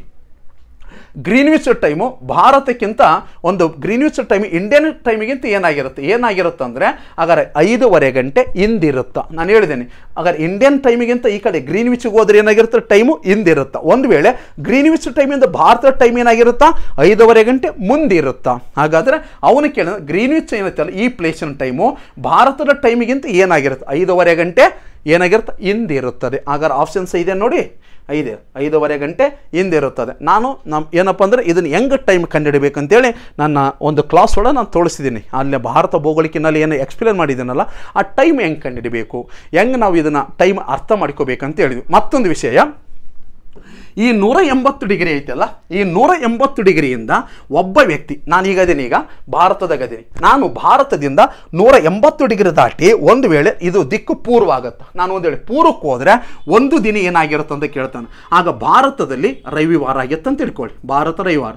ಹಾಗಾದ್ರೆ ಇಲ್ಲಿ ಅಮೆರಿಕ ಐತೆ ಅಂತ ತಿಳ್ಕೊಳ್ಳಿ. ಹಾಗಾದ್ರೆ ಭಾರತದ ಒಬ್ಬ ಪ್ರಜೆ 180 ಡಿಗ್ರಿ ಏಕಾಂಶ ದಾಟಿ ಅಮೆರಿಕ ದೇಶಕ್ಕೆ ಹೋದರೆ ಒಂದು ದಿನ ಏನು ಮಾಡಿಕೊಡ್ತಾನೆ ಅಂದರೆ ಇಲ್ಲಿ ಶನಿವಾರ ಆಗಿರುತ್ತೆ. ಅವನು ಒಂದು ದಿನ ಏನು ಮಾಡಿಕೊಡ್ತಾನೆ, ಪಡೆದುಕೊಳ್ಳುತ್ತಾನೆ. ಅವನಿಗೆ ಮತ್ತೊಂದು ರವಿವಾರ ಸಿಗುತ್ತೆ. ಹಾಗಾಗಿ ಇಲ್ಲಿ ಪ್ರಶ್ನೆ 180 ಡಿಗ್ರಿ ಏಕಾಂಶ ದಾಟಿ ಒಬ್ಬ ವ್ಯಕ್ತಿ ಪೂರ್ವಕ್ಕೆ ಹೋದರೆ ಒಂದು ದಿನ ಏನು ಮಾಡ್ತಾನೆ, ಪಡೆದುಕೊಳ್ಳುತ್ತಾನೆ. ಅದೇ ಪ್ರಶ್ನೆನ ಹಾಗಾದರೆ ಅಮೆರಿಕದ ಒಬ್ಬ ಪ್ರಜೆ 180 ಡಿಗ್ರಿ ಏಕಾಂಶ ದಾಟಿ ಪಶ್ಚಿಮಕ್ಕೆ ಬಂದರೆ ಒಂದು ದಿನ ಏನು ಮಾಡಿಕೊಳ್ತಾನೆ, ಕಳೆದುಕೊಳ್ಳುತ್ತಾನೆ. ಏನು ಮಾಡ್ತಾನೆ, ಕಳೆದುಕೊಳ್ಳುತ್ತಾನೆ. ಹಾಗಾದರೆ ಪಡೆದುಕೊಳ್ಳೋದು ಕಳ್ಕೊಳ್ಳೋದು ಎಷ್ಟು ಡಿಗ್ರಿಯಲ್ಲಿ ಮಾಡಬೇಕು, 180 ಡಿಗ್ರಿ. ಓಕೆ ಸ್ನೇಹಿತರೆ, ಹಾಗಾದ್ರೆ ಆನ್ಸರ್ ಯಾವುದು 5:15 ಗಂಟೆ. ಹಾಗಾದ್ರೆ ಒಂದ್ಸಲ ಮ್ಯಾಪ್ ನೋಡ್ಕೊಂಬಿಡಿ, ಮ್ಯಾಪ್ ಒಂದು ತೋರಿಸ್ತೀನಿ ನೋಡಿ. ಓಕೆ, ಇಲ್ಲಿ ನಿಮಗೆ ಕಾಣಿಸುತ್ತೆ ಅಂದ್ಕೊಂಡಿದ್ದೀನಿ. ಏನಂದರೆ ಗ್ರೀನ್ವಿಚ್ ರೇಖೆ ಇಲ್ಲಿ ಬರುತ್ತಾ, ನೆಕ್ಸ್ಟ್ ಇಲ್ಲೇ ಬರುತ್ತಾ, ಭಾರತ ಬರುತ್ತಾ. ಹಾಗಾದ್ರೆ ಈ ಒಂದು ಗ್ರೀನ್ವಿಚ್ ಟೈಮ್ ಭಾರತಕ್ಕಿಂತ ಏನಾಗಿರುತ್ತೆ 5:15 ಗಂಟೆ ಹಿಂದಿರುತ್ತಾ, ಏನಾಗಿರುತ್ತಾ ಮುಂದಿರಲ್ಲ, ಹಿಂದಿರುತ್ತಾ. ಓಕೆ, ನೆಕ್ಸ್ಟ್ ಪ್ರಶ್ನೆ. ಓಕೆ, ಭಾರತದ ಭೂ ವಿಸ್ತೀರ್ಣವು ಕೆಳಕಂಡ ಯಾವುದರ ವಿಸ್ತೀರ್ಣಕ್ಕಿಂತ ಹೆಚ್ಚಾಗಿದೆ. ಅಂದರೆ ಇಲ್ಲಿ 4 ಆಪ್ಷನ್ಸ್ ಕೊಟ್ಟಿದ್ದಾನೆ. ಅಂದರೆ ಪ್ರಶ್ನೆ FD 2006ರಲ್ಲಿ ಕೇಳೋಣ. ಅಂದರೆ ಭಾರತ ಇಲ್ಲಿ ಈ ಕೆಳಗೆ ಕೊಟ್ಟಿರೋ ಆಪ್ಷನ್ಸ್ ಒಳಗೆ ಈ ಕೆಳಗಿನ ಯಾವ ಒಂದು ದೇಶಕ್ಕಿಂತ ಭಾರತ ದೊಡ್ಡದಾಗೈತಿ ಅಂತ ಕೇಳ್ಯಾರ. ಅಂದರೆ ಮೊದಲು ಗೊತ್ತಿರಬೇಕು ನಮಗೆ ಏನಪ್ಪ ಅಂದರೆ ಭಾರತದ ಒಂದು ಸ್ಥಾನ ಎಷ್ಟಿದೆ, ಭಾರತ ಎಷ್ಟು ಕಿಲೋಮೀಟರ್ ಒಂದು ಚದರ, ಏನಪ್ಪ ಅಂದರೆ ಭಾರತ ಎಷ್ಟನೇ ಸ್ಥಾನ ಐತೆ ಅಂದರೆ ಪ್ರಪಂಚದ ನಿಮಗೆಲ್ಲ ಗೊತ್ತಿದೆ. ಪ್ರಪಂಚದಲ್ಲಿ ಭಾರತದ ಎಷ್ಟನೇ ಸ್ಥಾನ ಇದೆ, 7ನೇ ಸ್ಥಾನ ಇದೆ. ಮೊದಲು ನಾನು ತೋರಿಸ್ಬಿಡ್ತೀನಿ ನೋಡಿ. ಹಾಗಾದ್ರೆ ಪ್ರಪಂಚದ ಅತಿ ದೊಡ್ಡ ದೇಶ ಯಾವುದಂತ ಕೇಳಿದರೆ ರಷ್ಯಾ. ಯಾವ ದೇಶ, ರಷ್ಯಾ. ಪ್ರಪಂಚದ 2ನೇ ಅತಿ ದೊಡ್ಡ ದೇಶ ಯಾವುದಂತ ಕೇಳಿದರೆ ಕೆನಡಾ. ಯಾವುದು, ಕೆನಡಾ. 3ನೇ ಅತಿ ದೊಡ್ಡ ದೇಶ ಯಾವುದಂತ ಕೇಳಿದರೆ ಚೀನಾ. 4ನೇ ಅತಿ ದೊಡ್ಡ ದೇಶ ಯಾವುದಂದರೆ ಅಮೇರಿಕಾ. ಓಕೆ, ಹಾಗಾದ್ರೆ 5ನೇ ಅತಿ ದೊಡ್ಡ ದೇಶ ಯಾವುದಂದರೆ ಬ್ರೆಜಿಲ್. ಯಾವುದು, ಬ್ರೆಜಿಲ್. 6ನೇ ಅತಿ ದೊಡ್ಡ ದೇಶ ಯಾವುದಂತ ಕೇಳಿದರೆ ಆಸ್ಟ್ರೇಲಿಯಾ. ಯಾವುದು, ಆಸ್ಟ್ರೇಲಿಯಾ. 7ನೇ ಅತಿ ದೊಡ್ಡ ದೇಶ ಯಾವುದಂದರೆ ಭಾರತ. 7ನೇ ಅತಿ ದೊಡ್ಡ ದೇಶ ಭಾರತ. 8ನೇ ಅತಿ ದೊಡ್ಡ ದೇಶ ಯಾವುದನ್ನು ಕೇಳಿದರೆ ಅರ್ಜೆಂಟೈನ್. ಯಾವುದು, ಅರ್ಜೆಂಟೈನಾ. ಯಾವುದು, ಅರ್ಜೆಂಟೈನಾ. ಹಾಗಾದ್ರೆ 9ನೇ ಅತಿ ದೊಡ್ಡ ದೇಶ ಯಾವುದನ್ನು ಕೇಳಿದರೆ ಯಾವುದಾಗಿರುತ್ತೆ, ಕಜಕಿಸ್ತಾನ್. ಯಾವುದು, ಕಜಕಿಸ್ತಾನ್. ಯಾವ ದೇಶ, ಕಜಕಿಸ್ತಾನ್. ಹಾಗಾದ್ರೆ 10ನೇ ಅತಿ ದೊಡ್ಡ ದೇಶ ಯಾವುದನ್ನು ಕೇಳಿದರೆ ಅಲ್ಜೇರಿಯಾ. ಗೊತ್ತಿಡ್ಕೊಂಬಿಡಿ. ಪ್ರಪಂಚದಲ್ಲಿ ಒಂದು ವಿಸ್ತೀರ್ಣದಲ್ಲಿ ಅತಿ ದೊಡ್ಡದಾಗಿರೋ 10 ದೇಶಗಳಲ್ಲಿ ಫಸ್ಟ್ ರಷ್ಯಾ ಇದೆ, ಸೆಕೆಂಡ್ ಯಾವುದಿದೆ, ಕೆನಡಾ ಇದೆ, 3 ಯಾವುದೈತಿ, ಚೀನಾ ಇದೆ, 4 America, next Brazil, next Australia, next Bharat, next Argentina, next Kazakhstan, next Algeria. Okay, ಹಾಗಾದರೆ ಇದರಲ್ಲಿ ಫ್ರಾನ್ಸ್ ಎಲ್ಲರೂ ಬಂತ, ಬರಲಿಲ್ಲ. ಹಾಗಾದರೆ ಇಲ್ಲಿ ಒಂದು ಪ್ರಶ್ನೆ ಕೇಳ್ಕೊಂಬಿಟ್ಟು ನಾವು, ಭಾರತದ ಭೂ ವಿಸ್ತೀರ್ಣ ಕೆಳಕಂಡು ಯಾವುದಕ್ಕಿಂತ ಹೆಚ್ಚಾಗಿದೆ ನೋಡಿ. ಒಂದು ಬ್ರೆಜಿಲ್ಗಿಂತ ಭಾರತ ಸಣ್ಣದೈತಿ, ಹಾಗಾದ್ರೆ ತಪ್ಪು. ಬ್ರೆಜಿಲ್ಗಿಂತ ಭಾರತ ಸಣ್ಣದೈತಿ, ಹಾಗಾದ್ರೆ ದೊಡ್ಡದು ಕೇಳಿನವ. ಓಕೆ, ತಪ್ಪು. ಹಾಗಾದ್ರೆ ಇಲ್ಲಿ ಫ್ರಾನ್ಸ್ ಇಲ್ಲ, ಹಾಗಾದ್ರೆ ಫ್ರಾನ್ಸ್ ಸರಿಯಾಗಿದೆ. ಹಾಗಾದ್ರೆ ಪ್ರಪಂಚದಲ್ಲಿ ಫ್ರಾನ್ಸ್ ಎಷ್ಟನೇ ವಿಸ್ತೀರ್ಣ ದೇಶ ಐತೆ ಅಂತ ಕೇಳಿದ್ರೆ 42ನೇ ವಿಸ್ತೀರ್ಣದಲ್ಲಿ. ಪ್ರಪಂಚದಲ್ಲಿ ಒಂದು ವಿಸ್ತೀರ್ಣದಲ್ಲಿ 42ನೇ ಸ್ಥಾನ ಹೊಂದಿರೋದು ಫ್ರಾನ್ಸ್. ಅಂದರೆ ಫ್ರಾನ್ಸ್ಗಿಂತ ದೊಡ್ಡ ದೇಶ ಯಾವುದು? ಭಾರತ ದೇಶ ಸರಿಯಾಗಿದೆ. ಆದರೆ ಕೆನಡಾ ತಪ್ಪು, ನೆಕ್ಸ್ಟು ಆಸ್ಟ್ರೇಲಿಯಾನು ತಪ್ಪು. ಹಾಗಾದ್ರೆ ಸರಿಯಾದ ಉತ್ತರ ಫ್ರಾನ್ಸ್. ಹಾಗಾದ್ರೆ ಯಾವ ಎಕ್ಸಾಮಿಗೆ ಕೇಳ್ಯಾರ? FD 2006ರಲ್ಲಿ. ನೆಕ್ಸ್ಟ್ ಪ್ರಶ್ನೆ, ಈ ಕೆಳಗಿನ ಯಾವ ರಾಜ್ಯವು ಪಾಕಿಸ್ತಾನ ಗಡಿಯನ್ನು ಸೇರುವುದಿಲ್ಲ? Okay, SD 2006, FD 2008. ಅಂದರೆ ಒಂದು ಪಾಕಿಸ್ತಾನದೊಂದಿಗೆ ಯಾವ ರಾಜ್ಯ ಒಂದು ಭೂಗಡಿನ ಹಂಚಿಕೊಳ್ಳೋದಿಲ್ಲ ಅಂತ ಇದೆ. ಮೊದಲು ಏನಪ್ಪ ಅಂದ್ರೆ ಒಂದು ಮ್ಯಾಪ್ ತೊಗೊಂಡ್ಬಿಡೋಣ. ಈಗ ಮ್ಯಾಪ್ ಬಿಡಿಸ್ಕೊಳ್ಳೋಣ. ಓಕೆ, ಇಲ್ಲಿ ಮ್ಯಾಪ್ ತಗೊಳ್ಳಿ. ಓಕೆ, ಹಿಂಗಿದೆ. ಇಲ್ಲಿ ಯಾವುದೈತಿ? ಪಾಕಿಸ್ತಾನ ಇದೆ. ಈ ಪಾಕಿಸ್ತಾನ ಗಡಿಯಲ್ಲಿರೋ ಭಾರತ ರಾಜ್ಯಗಳಲ್ಲಿ ಒಂದು ಯಾವುದು? ಗುಜರಾತ್. ಒಂದು ಗುಜರಾತ್. ಎರಡು ಯಾವುದು? ರಾಜಸ್ಥಾನ್. ಯಾವ ಸ್ಥಾನ? ರಾಜಸ್ಥಾನ. ಮೂರು ಯಾವುದು? ಪಂಜಾಬ್. ಇವು ಮೂರು ಏನಪ್ಪ ಅಂದರೆ ರಾಜ್ಯಗಳು. ಆದರೆ ಎರಡು ಕೇಂದ್ರಾಡಳಿತ ಪಾಕಿಸ್ತಾನ ಗಡಿಯಲ್ಲಿದೆ. ಒಂದು ಜಮ್ಮು ಮತ್ತು ಕಾಶ್ಮೀರ. ಒಂದು ಯಾವುದು? ಜಮ್ಮು ಮತ್ತು ಕಾಶ್ಮೀರ. ಮತ್ತೊಂದು ಯಾವುದಂತ ಕೇಳಿದರೆ ಲಡಾಖ. ಯಾವುದು? ಲಡಾಖ್.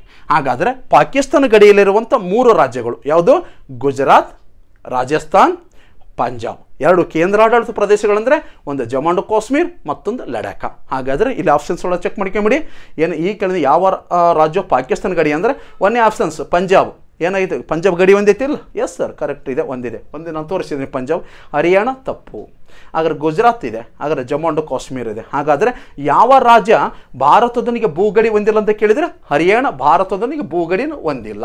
ಓಕೆ, ಸರಿ. ಓಕೆ, ಹಾಗಾದ್ರೆ ಸರಿಯಾದ ಉತ್ತರ ಆಗಿದೆ. ನೆಕ್ಸ್ಟ್ ಕ್ವಶನ್ ಬಂದುಬಿಡ್ತೀನಿ. ಭಾರತದ ಜಲಪ್ರದೇಶ ಗಡಿಯು ಎಷ್ಟು ನಾಟಿಕಲ್ ಮೈಲ್ ವಿಸ್ತರಿಸಿದೆ? RSI 2020ರಲ್ಲಿ ಕೇಳ್ಯಾರ, PC 2014ರಲ್ಲಿ ಕೇಳ್ಯಾರ. ಇದನ್ನು ಬಹಳ ಸಲ ಆಗಿ ನಮ್ಮ PSI ಕ್ವಶನ್ ಪೇಪರ್ನ ಕೇಳ್ಯಾರ ನೋಡಿ, ಬಹಳ ಸಲ ಕೇಳ್ಯಾರ. ಮೊದಲು ಒಂದು ನಾಟಿಕಲ್ ಅಂದ್ರೆ ಏನು ನಮಗೆ ಗೊತ್ತಿರಬೇಕು. ಇಲ್ಲಿ ನಾಟಿಕಲ್ ಅಂದ್ರೆ ಏನಪ್ಪ ಅಂದರೆ ಒಂದು ಸಾಗರ ಸಮುದ್ರಗಳಿದಾವಲ್ಲ, ಈ ಸಾಗರ ಮತ್ತು ಸಮುದ್ರದ ಮೇಲ್ಭಾಗ ಅಳಿಬೇಕಂದ್ರೆ, ಸಾಗರ ಮತ್ತು ಸಮುದ್ರ ಮೇಲ್ಭಾಗ ಅಳಿಬೇಕಂದ್ರೆ ಏನು ಬಳಸ್ತೀವಿ ಅಂತ ಕೇಳಿದರೆ ನಾಟಿಕಲ್. ಏನು ಬಳಸ್ತೀವಿ? ನಾಟಿಕಲ್. ಸಾಗರ ಮತ್ತು ಸಮುದ್ರದ ಮೇಲ್ಭಾಗ ಅಳಿಬೇಕಂದ್ರೆ ನಾಟಿಕಲ್. ಒಂದು ವೇಳೆ ಸಾಗರ ಮತ್ತು ಸಮುದ್ರದ ಆಳವನ್ನು ಅಳಿಬೇಕಂದ್ರೆ ಏನು ಬಳಸ್ತೀವಿ? ಪ್ಯಾದಮ್. ಏನು ಬಳಸ್ತೀವಿ? ಪ್ಯಾದಮ್. ಪ್ಯಾದಮ್ ಯಾಕೆ ಬಳಸ್ತೀವಿ ಅಂದರೆ ಸಾಗರ ಸಮುದ್ರ ಆಳ ಅಳಿಬೇಕಂದ್ರೆ ಪ್ಯಾದಮ್, ಸಾಗರ ಸಮುದ್ರ ಮೇಲ್ಭಾಗ ಅಳಿಬೇಕಂದ್ರೆ ನಾಟಿಕಲ್ ಬಳಸ್ತೀವಿ. ಹಾಗಾದರೆ ಒಂದು ನಾಟಿಕಲ್ ಅಂದರೆ ಎಷ್ಟು ಅಂತ ಕೇಳ್ತಾರೆ. ಒಂದು ನಾಟಿಕಲ್ ಅಂದರೆ 6080 ಅಡಿಯಾಗಿದೆ. 6080 ಅಡಿ ಉದ್ದ ಆಗೈತಿ. 6080 ಅಡಿ ಉದ್ದ ಏನಾಗೈತಿ? ಒಂದು ನಾಟಿಕಲ್ ಆಗಿದೆ. ಪ್ಯಾದಮ್ ಅಂದರೆ ಒಂದು ಸಾಗರ ಸಮುದ್ರ ಆಳ ಅಳಿತೀವಿ. ಒಂದು ಪ್ಯಾದಮ್ ಅಂದರೆ 6 ಅಡಿ. ಒಂದು ಪ್ಯಾದಮ್ ಅಂದರೆ 6 ಅಡಿ. ಓಕೆ, ಹಾಗಾದರೆ ಸಾಗರ ಸಮುದ್ರ ಮೇಲ್ಭಾಗ ಅಳೆಯೋದಕ್ಕೆ ನಾಟಿಕಲ್ ಬಳಸಿದೀವಿ. ಒಂದು ನಾಟಿಕಲ್ ಅಂದರೆ 6080 ಅಡಿ. ಹಾಗಾದರೆ ಭಾರತದ ನಾಟಿಕಲ್ ಎಷ್ಟು ಅಂದರೆ ಇದನ್ನು ಇನ್ನೊಂದ್ಸಲ ಈ 6080 ಅಡಿಯನ್ನು ಮೀಟ್ರ್ ಒಳಗೆ ತಿಳಿಸ್ರಿ ಅಂತ ಕೇಳಿದರೆ 6080 ಮೀಟ್ರ್ ಒಳಗೆ ಎಷ್ಟು ಅಂತ ಕರಿತೀವಿ? ಇದನ್ನು 1852 ಮೀಟರ್. ಭಾಳ ಸಲ ಕ್ವಶನ್ ಕೇಳ್ಯಾರ. ಮೀಟರ್ ಒಳಗೆ ಕೇಳಿದರೆ 1852. ಭಾರತದ ಒಟ್ಟು ನಾಟಿಕಲ್ ಎಷ್ಟೈತೆ ಅಂತ ಕೇಳಿದರೆ 12 ಮೈಲ್. ಎಷ್ಟು ಮೈಲು? 12 ಮೈಲ್. ಓಕೆ, ಪ್ಯಾದಮ್ ಎಷ್ಟೈತೆ ಅಂತ ದಯಮಾಡಿ ಕೇಳಬೇಡ್ರಿ. ಯಾಕಂದ್ರೆ ಇದೊಂದು ಕೆಳಗೆ ಅತಿ ಹಾಳಾಗಿರುತ್ತೆ, ಇನ್ನೊಂದು ಕಡೆ ಕಡಿಮೆ ಹಾಳಾಗಿರುತ್ತೆ, ಇನ್ನೊಂದು ಕಡೆ ಹೆಚ್ಚು ಹಾಳಾಗಿರುತ್ತೆ. ದಯಮಾಡಿ ಸರ್ ಭಾರತದ ಪ್ಯಾದಮ್ ಎಷ್ಟೈತೆ ಅಂತ ಇದನ್ನು ಕೇಳ್ಕೋಬೇಡಿ, ನಮಗೆ ನಾಟಿಕಲ್ ಕೇಳ್ತಾನೆ. ಓಕೆ, ಸಾಗರ ಸಮುದ್ರ ಮೇಲ್ಭಾಗ ಅಳಿಬೇಕಂದ್ರೆ ನಾಟಿಕಲ್. ಒಂದು ನಾಟಿಕಲ್ ಅಂದರೆ 6080. ಅದನ್ನು ಮೀಟ್ರ್ ಒಳಗೆ ಅಂದರೆ ಎಷ್ಟಾಗುತ್ತೆ? 1852. ಭಾರತದ ಒಟ್ಟು ನಾಟಿಕಲ್ ಕೇಳಿದ್ರೆ 12 ಮೈಲ್. ಆಪ್ಷನ್ಸ್ ಐತೆ ನೋಡಿ, ಇದೆ ನೋಡಿ, 12 mile. Bharat nautical 12 mile. Okay, next question.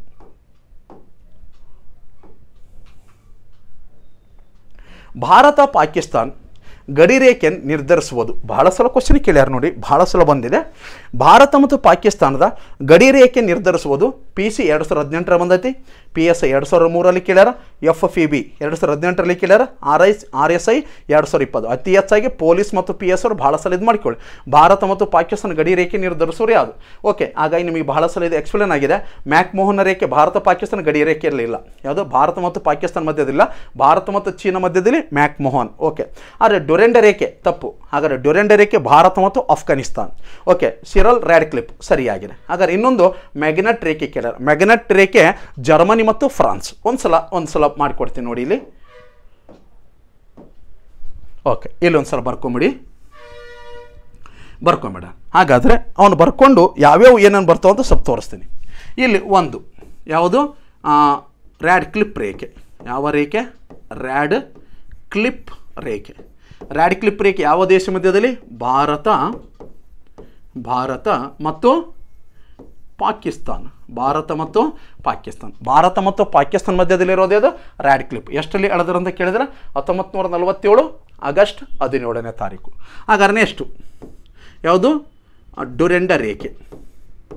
ಡ್ಯುರೆಂಡ ರೇಖೆ ಯಾವುದ್ರ ಮಧ್ಯದಲ್ಲಿ ಐತೆ ಅಂತ ಕೇಳಿದ್ರೆ ಭಾರತ ಮತ್ತು ಅಫ್ಘಾನಿಸ್ತಾನ.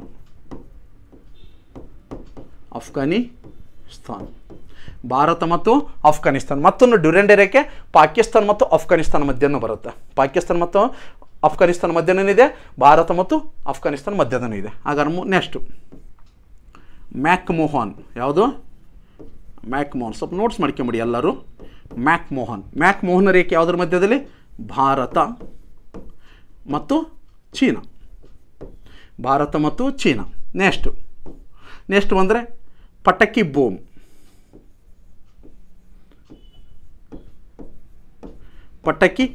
ಪಟಕಿ ಬೂಮ್ ಯಾವುದ್ರ ಮಧ್ಯದಲ್ಲಿ ಐತೆ ಅಂತ ಕೇಳಿದ್ರೆ ಭಾರತ ಮತ್ತು ಮಯನ್ಮಾರ್.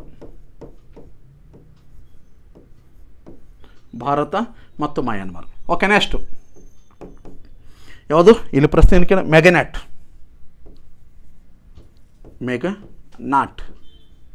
ಮೆಗನಾಟ್ ರೇಖೆ ಯಾವುದ್ರ ಮಧ್ಯದಲ್ಲಿ ಐತೆ ಅಂದರೆ ಜರ್ಮನಿ ಮತ್ತು ಫ್ರಾನ್ಸ್ ಮಧ್ಯದಲ್ಲಿ ಮೆಗನಾಟ್. ಈ ಮೆಗನಾಟ್ ರೇಖೆಯನ್ನು ಗುರುತಿಸಿದ್ದು 1930ರಲ್ಲಿ 1930. ನೆಕ್ಸ್ಟು ಮೆಗನೆಟ್ರ ಜೊತೆಗೆ ಯಾವುದು ನೋಡೋಣ? 49 ಡಿಗ್ರಿ. ಮೊನ್ನೆ ಒಂದು KS ಎಕ್ಸಾಮ್ ಎಲ್ಲ ಕೇಳ. 49 ಡಿಗ್ರಿ ಉತ್ತರ ಅಕ್ಷಾಂಶ. 49 ಡಿಗ್ರಿ ಉತ್ತರ ಅಕ್ಷಾಂಶ ಯಾವುದನ್ನು ಬೇರ್ಪಡಿಸ್ತೈತೆ ಅಂದರೆ ಅಮೇರಿಕಾ ಮತ್ತು ಕೆನಡಾ. ನೆಕ್ಸ್ಟು 49 ಜೊತೆ 38 ಡಿಗ್ರಿ 38 ಡಿಗ್ರಿ ಉತ್ತರ ಅಕ್ಷಾಂಶ. 38 ಡಿಗ್ರಿ ಉತ್ತರ ಅಕ್ಷಾಂಶ ಯಾವುದನ್ನು ಬೇರ್ಪಡಿಸ್ತೈತೆ ಅಂತ ಕೇಳಿದ್ರೆ ಉತ್ತರ ಕೊರಿಯಾ. ಯಾವ ಕೊರಿಯಾ? ಉತ್ತರ ಕೊರಿಯಾ ಮತ್ತು ದಕ್ಷಿಣ ಕೊರಿಯಾ. ಉತ್ತರ ಕೊರಿಯಾ ಮತ್ತು ದಕ್ಷಿಣ ಕೊರಿಯಾನ ಬೇರ್ಪಡಿಸೋದು 38 ಡಿಗ್ರಿ ಉತ್ತರ ಅಕ್ಷಾಂಶ. ನೆಕ್ಸ್ಟ್ ಬಂದಂದರೆ ಎಷ್ಟು ಡಿಗ್ರಿ? 24 ಡಿಗ್ರಿ ಉತ್ತರ ಅಕ್ಷಾಂಶ. 24 ಡಿಗ್ರಿ ಉತ್ತರ ಅಕ್ಷಾಂಶ. 24 ಡಿಗ್ರಿ ಉತ್ತರ ಅಕ್ಷಾಂಶ ಯಾವ್ಯಾವುದನ್ನು ಬೇರ್ಪಡಿಸ್ತೈತೆ ಅಂದರೆ ಭಾರತ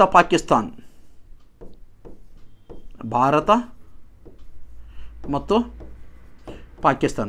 ಅಂದರೆ ಭಾರತದಲ್ಲಿ 24 ಡಿಗ್ರಿ ಎಲ್ಲಿ ಬರುತ್ತೆ ಅಂತ ಕೇಳಿದ್ರೆ ರನ್ ಆಫ್ ಕಚ್, ಗುಜರಾತಿನ ರನ್ ಆಫ್ ಕಚ್. ಯಾರ ಹತ್ರ ಅಟ್ಲಾಸ್ ಇದ್ರೆ ಚೆಕ್ ಮಾಡಿಕೊಳ್ಳಿ. ನೆಕ್ಸ್ಟು 22 ಡಿಗ್ರಿ ಉತ್ತರ ಅಕ್ಷಾಂಶ. 22 ಡಿಗ್ರಿ ಉತ್ತರ ಅಕ್ಷಾಂಶ. 22 ಡಿಗ್ರಿ ಉತ್ತರ ಅಕ್ಷಾಂಶ ಯಾವುದು ಬೇರ್ಪಡಿಸ್ತೈತೆ ಅಂತ ಕೇಳಿದ್ರೆ ಈಜಿಪ್ಟ್ ಮತ್ತು ಸುಡಾನ್. ಈಜಿಪ್ಟ್ ಮತ್ತು ಸುಡಾನ್ ಅನ್ನು ಬೇರ್ಪಡಿಸೋ ಡಿಗ್ರಿ ಯಾವುದಂದ್ರೆ 22 ಡಿಗ್ರಿ ಉತ್ತರ ಅಕ್ಷಾಂಶ. ನೆಕ್ಸ್ಟು 20 ಡಿಗ್ರಿ ಉತ್ತರ ಅಕ್ಷಾಂಶ. ಇವೆಲ್ಲ ನೆನಪಿರ್ಬೇಕು ನಿಮಗೆ ಕಾಂಪಿಟೇಟಿವ್ ಎಕ್ಸಾಮ್ ಒಳಗೆ. 20 ಡಿಗ್ರಿ ಉತ್ತರ ಅಕ್ಷಾಂಶ ಏನು ಬೇರ್ಪಡಿಸ್ತೈತೆ ಅಂತ ಕೇಳಿದರೆ ಸುಡಾನ್ ಮತ್ತು ಲಿಬಿಯಾ.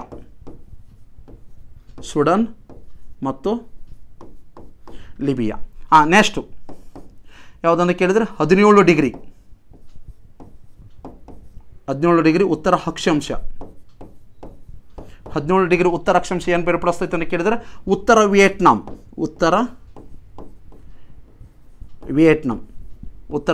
ಮತ್ತು ದಕ್ಷಿಣ ವಿಯೆಟ್ನಾಂ.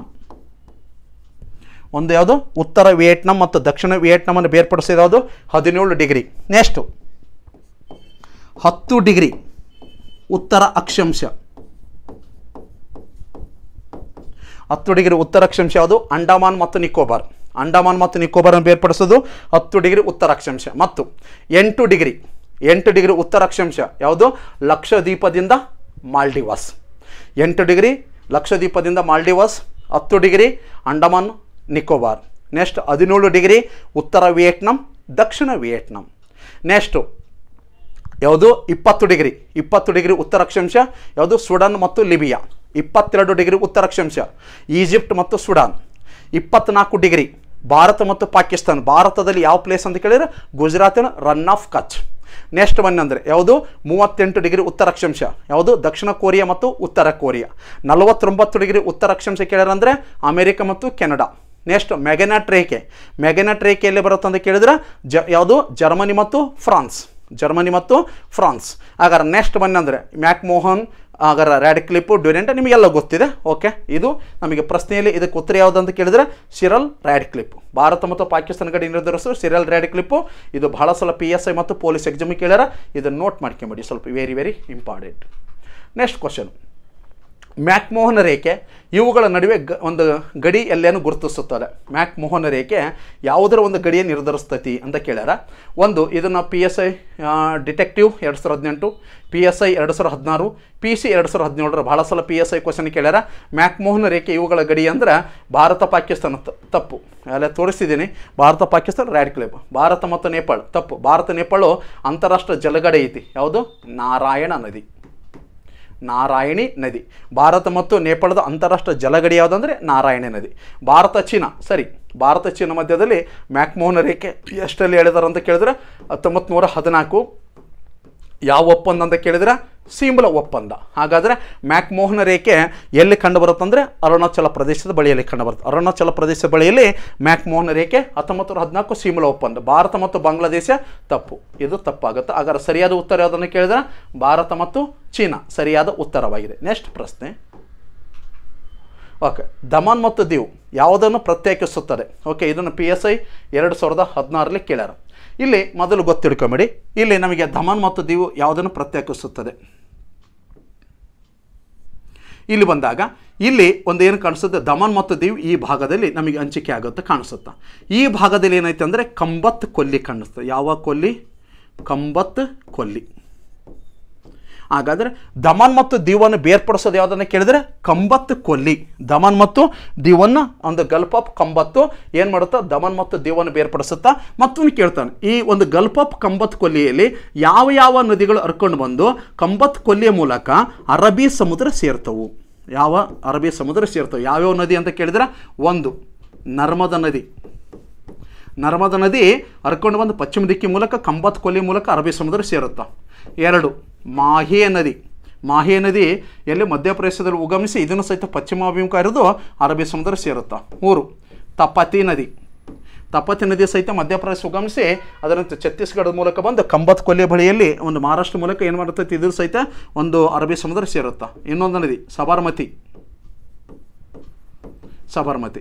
ಇವೆಲ್ಲ ಏನು ಮಾಡ್ತಾವೆ ಅಂದರೆ ಪಶ್ಚಿಮಾಭಿಮುಖ ಕರ್ಕೊಂಡು ಬಂದು ಕಂಬತ್ ಕೊಲ್ಲಿಯ ಬಳಿಯಲ್ಲಿ ಅರಬ್ಬಿ ಸಮುದ್ರ ಸೇರುತ್ತಾ. ಇಲ್ಲಿ ಪ್ರಶ್ನೆ ಏನು ಕೇಳೋಣ, ಏನಪ್ಪ ಡ್ಯೂ ಮತ್ತು ದಮನನ್ನು ಬೇರ್ಪಡಿಸೋದು ಯಾವುದನ್ನು ಕೇಳಿದ್ರೆ ಯಾವುದು ಕಂಬತ್ ಕೊಲ್ಲಿ. ಅಂದರೆ ಇಲ್ಲಿ ಗುಜರಾತಿನಲ್ಲಿ ಒಂದು ಪ್ಲೇಸ್ ಬರುತ್ತಾ, ಯಾವುದು ಖಾತೆವಾಡ.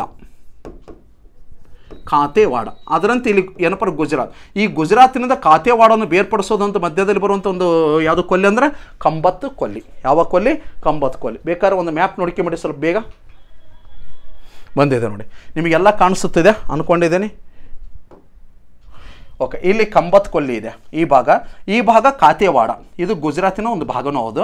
ಈ ಒಂದು ಗುಜರಾತಿನದು ಇಲ್ಲಿ ಏನು ಮಾಡುತ್ತೈತಪ್ಪ ಅಂದರೆ ಇಲ್ಲಿ ಒಂದು ಡ್ಯೂ ಮತ್ತು ದಮನದು. ಡ್ಯೂ ಮತ್ತು ದಮನ ಬೇರ್ಪಡಿಸೋದು ಯಾವುದಂತ ಕೇಳಿದ್ರೆ ಕಂಬತ್ ಕೊಲ್ಲಿ. ಯಾವ ಕೊಲ್ಲಿ? ಕಂಬತ್ ಕೊಲ್ಲಿಯ ಮೂಲಕ ಯಾವ್ಯಾವ ನದಿಗಳು ಅರಬ್ಬಿ ಸಮುದ್ರ ಸೇರ್ತಾವೆ ಅಂತ ಕೇಳಿದ್ರೆ ನರ್ಮದಾ ನದಿ, ತಪತಿ ನದಿ, ಮಾಹೆ ನದಿ, ಮತ್ತೊಂದು ಯಾವುದು ಸಬರ್ಮತಿ ನದಿ. Okay, next question. ಇದನ್ನು ಆನ್ಸರ್ ಮಾಡಿದಿರಲ್ಲ, ಯಾವುದು? Gulf of Khambhat. ಸರಿಯಾದ ಉತ್ತರ ಯಾವುದು ಇದಕ್ಕೆ? Gulf of Khambhat. ಇದಕ್ಕೆ ಸರಿಯಾದೆ. ಗಿರ್ ಬೆಟ್ಟ ತಪ್ಪು, ನರ್ಮದಾ ನದಿ ತಪ್ಪು, ತಪತಿ ನದಿ ತಪ್ಪು. Okay, next question. ಕೇಂದ್ರಾಡಳಿತ ಪ್ರದೇಶವಾದ ಡ್ಯೂ ನೆರೆಯ ರಾಜ್ಯ ಯಾವುದು? ಅಂದರೆ ಕೇಂದ್ರಾಡಳಿತ ಪ್ರದೇಶ ಇದೆ ಒಂದು ಡ್ಯೂ, ಆದರೆ ಡ್ಯೂ ಪಕ್ಕದಲ್ಲಿ ನೆರೆಯ ರಾಜ್ಯ ಯಾವುದು? ಮಹಾರಾಷ್ಟ್ರ ನೆರೆ ಇದೆ, ಸ್ವಲ್ಪ ದೂರ ಆಗುತ್ತೆ, ಹಾಗಾದ್ರೆ ತಪ್ಪು. ಇದಕ್ಕಿಂತ ಹತ್ತಿರವಾಗಿರೋದು ಯಾವುದು? ಗುಜರಾತ್. ಗುಜರಾತ್. ಹಾಗಾದ್ರೆ ಕೇರಳ ಯಾವುದಕ್ಕೆ ಹತ್ತಿರ ಐತೆ ಅಂತ ಕೇಳಿದ್ರೆ ಲಕ್ಷದ್ವೀಪ. ಲಕ್ಷದ್ವೀಪ. ತಮಿಳುನಾಡು ಪಾಂಡಿಚೇರಿ. ಯಾವ ಚೇರಿ? ಪಾಂಡಿಚೇರಿ. ಹಾಗಾದರೆ ಇದಕ್ಕೆ ಸರಿಯಾದ ಉತ್ತರ ಯಾವುದು? ಗುಜರಾತು.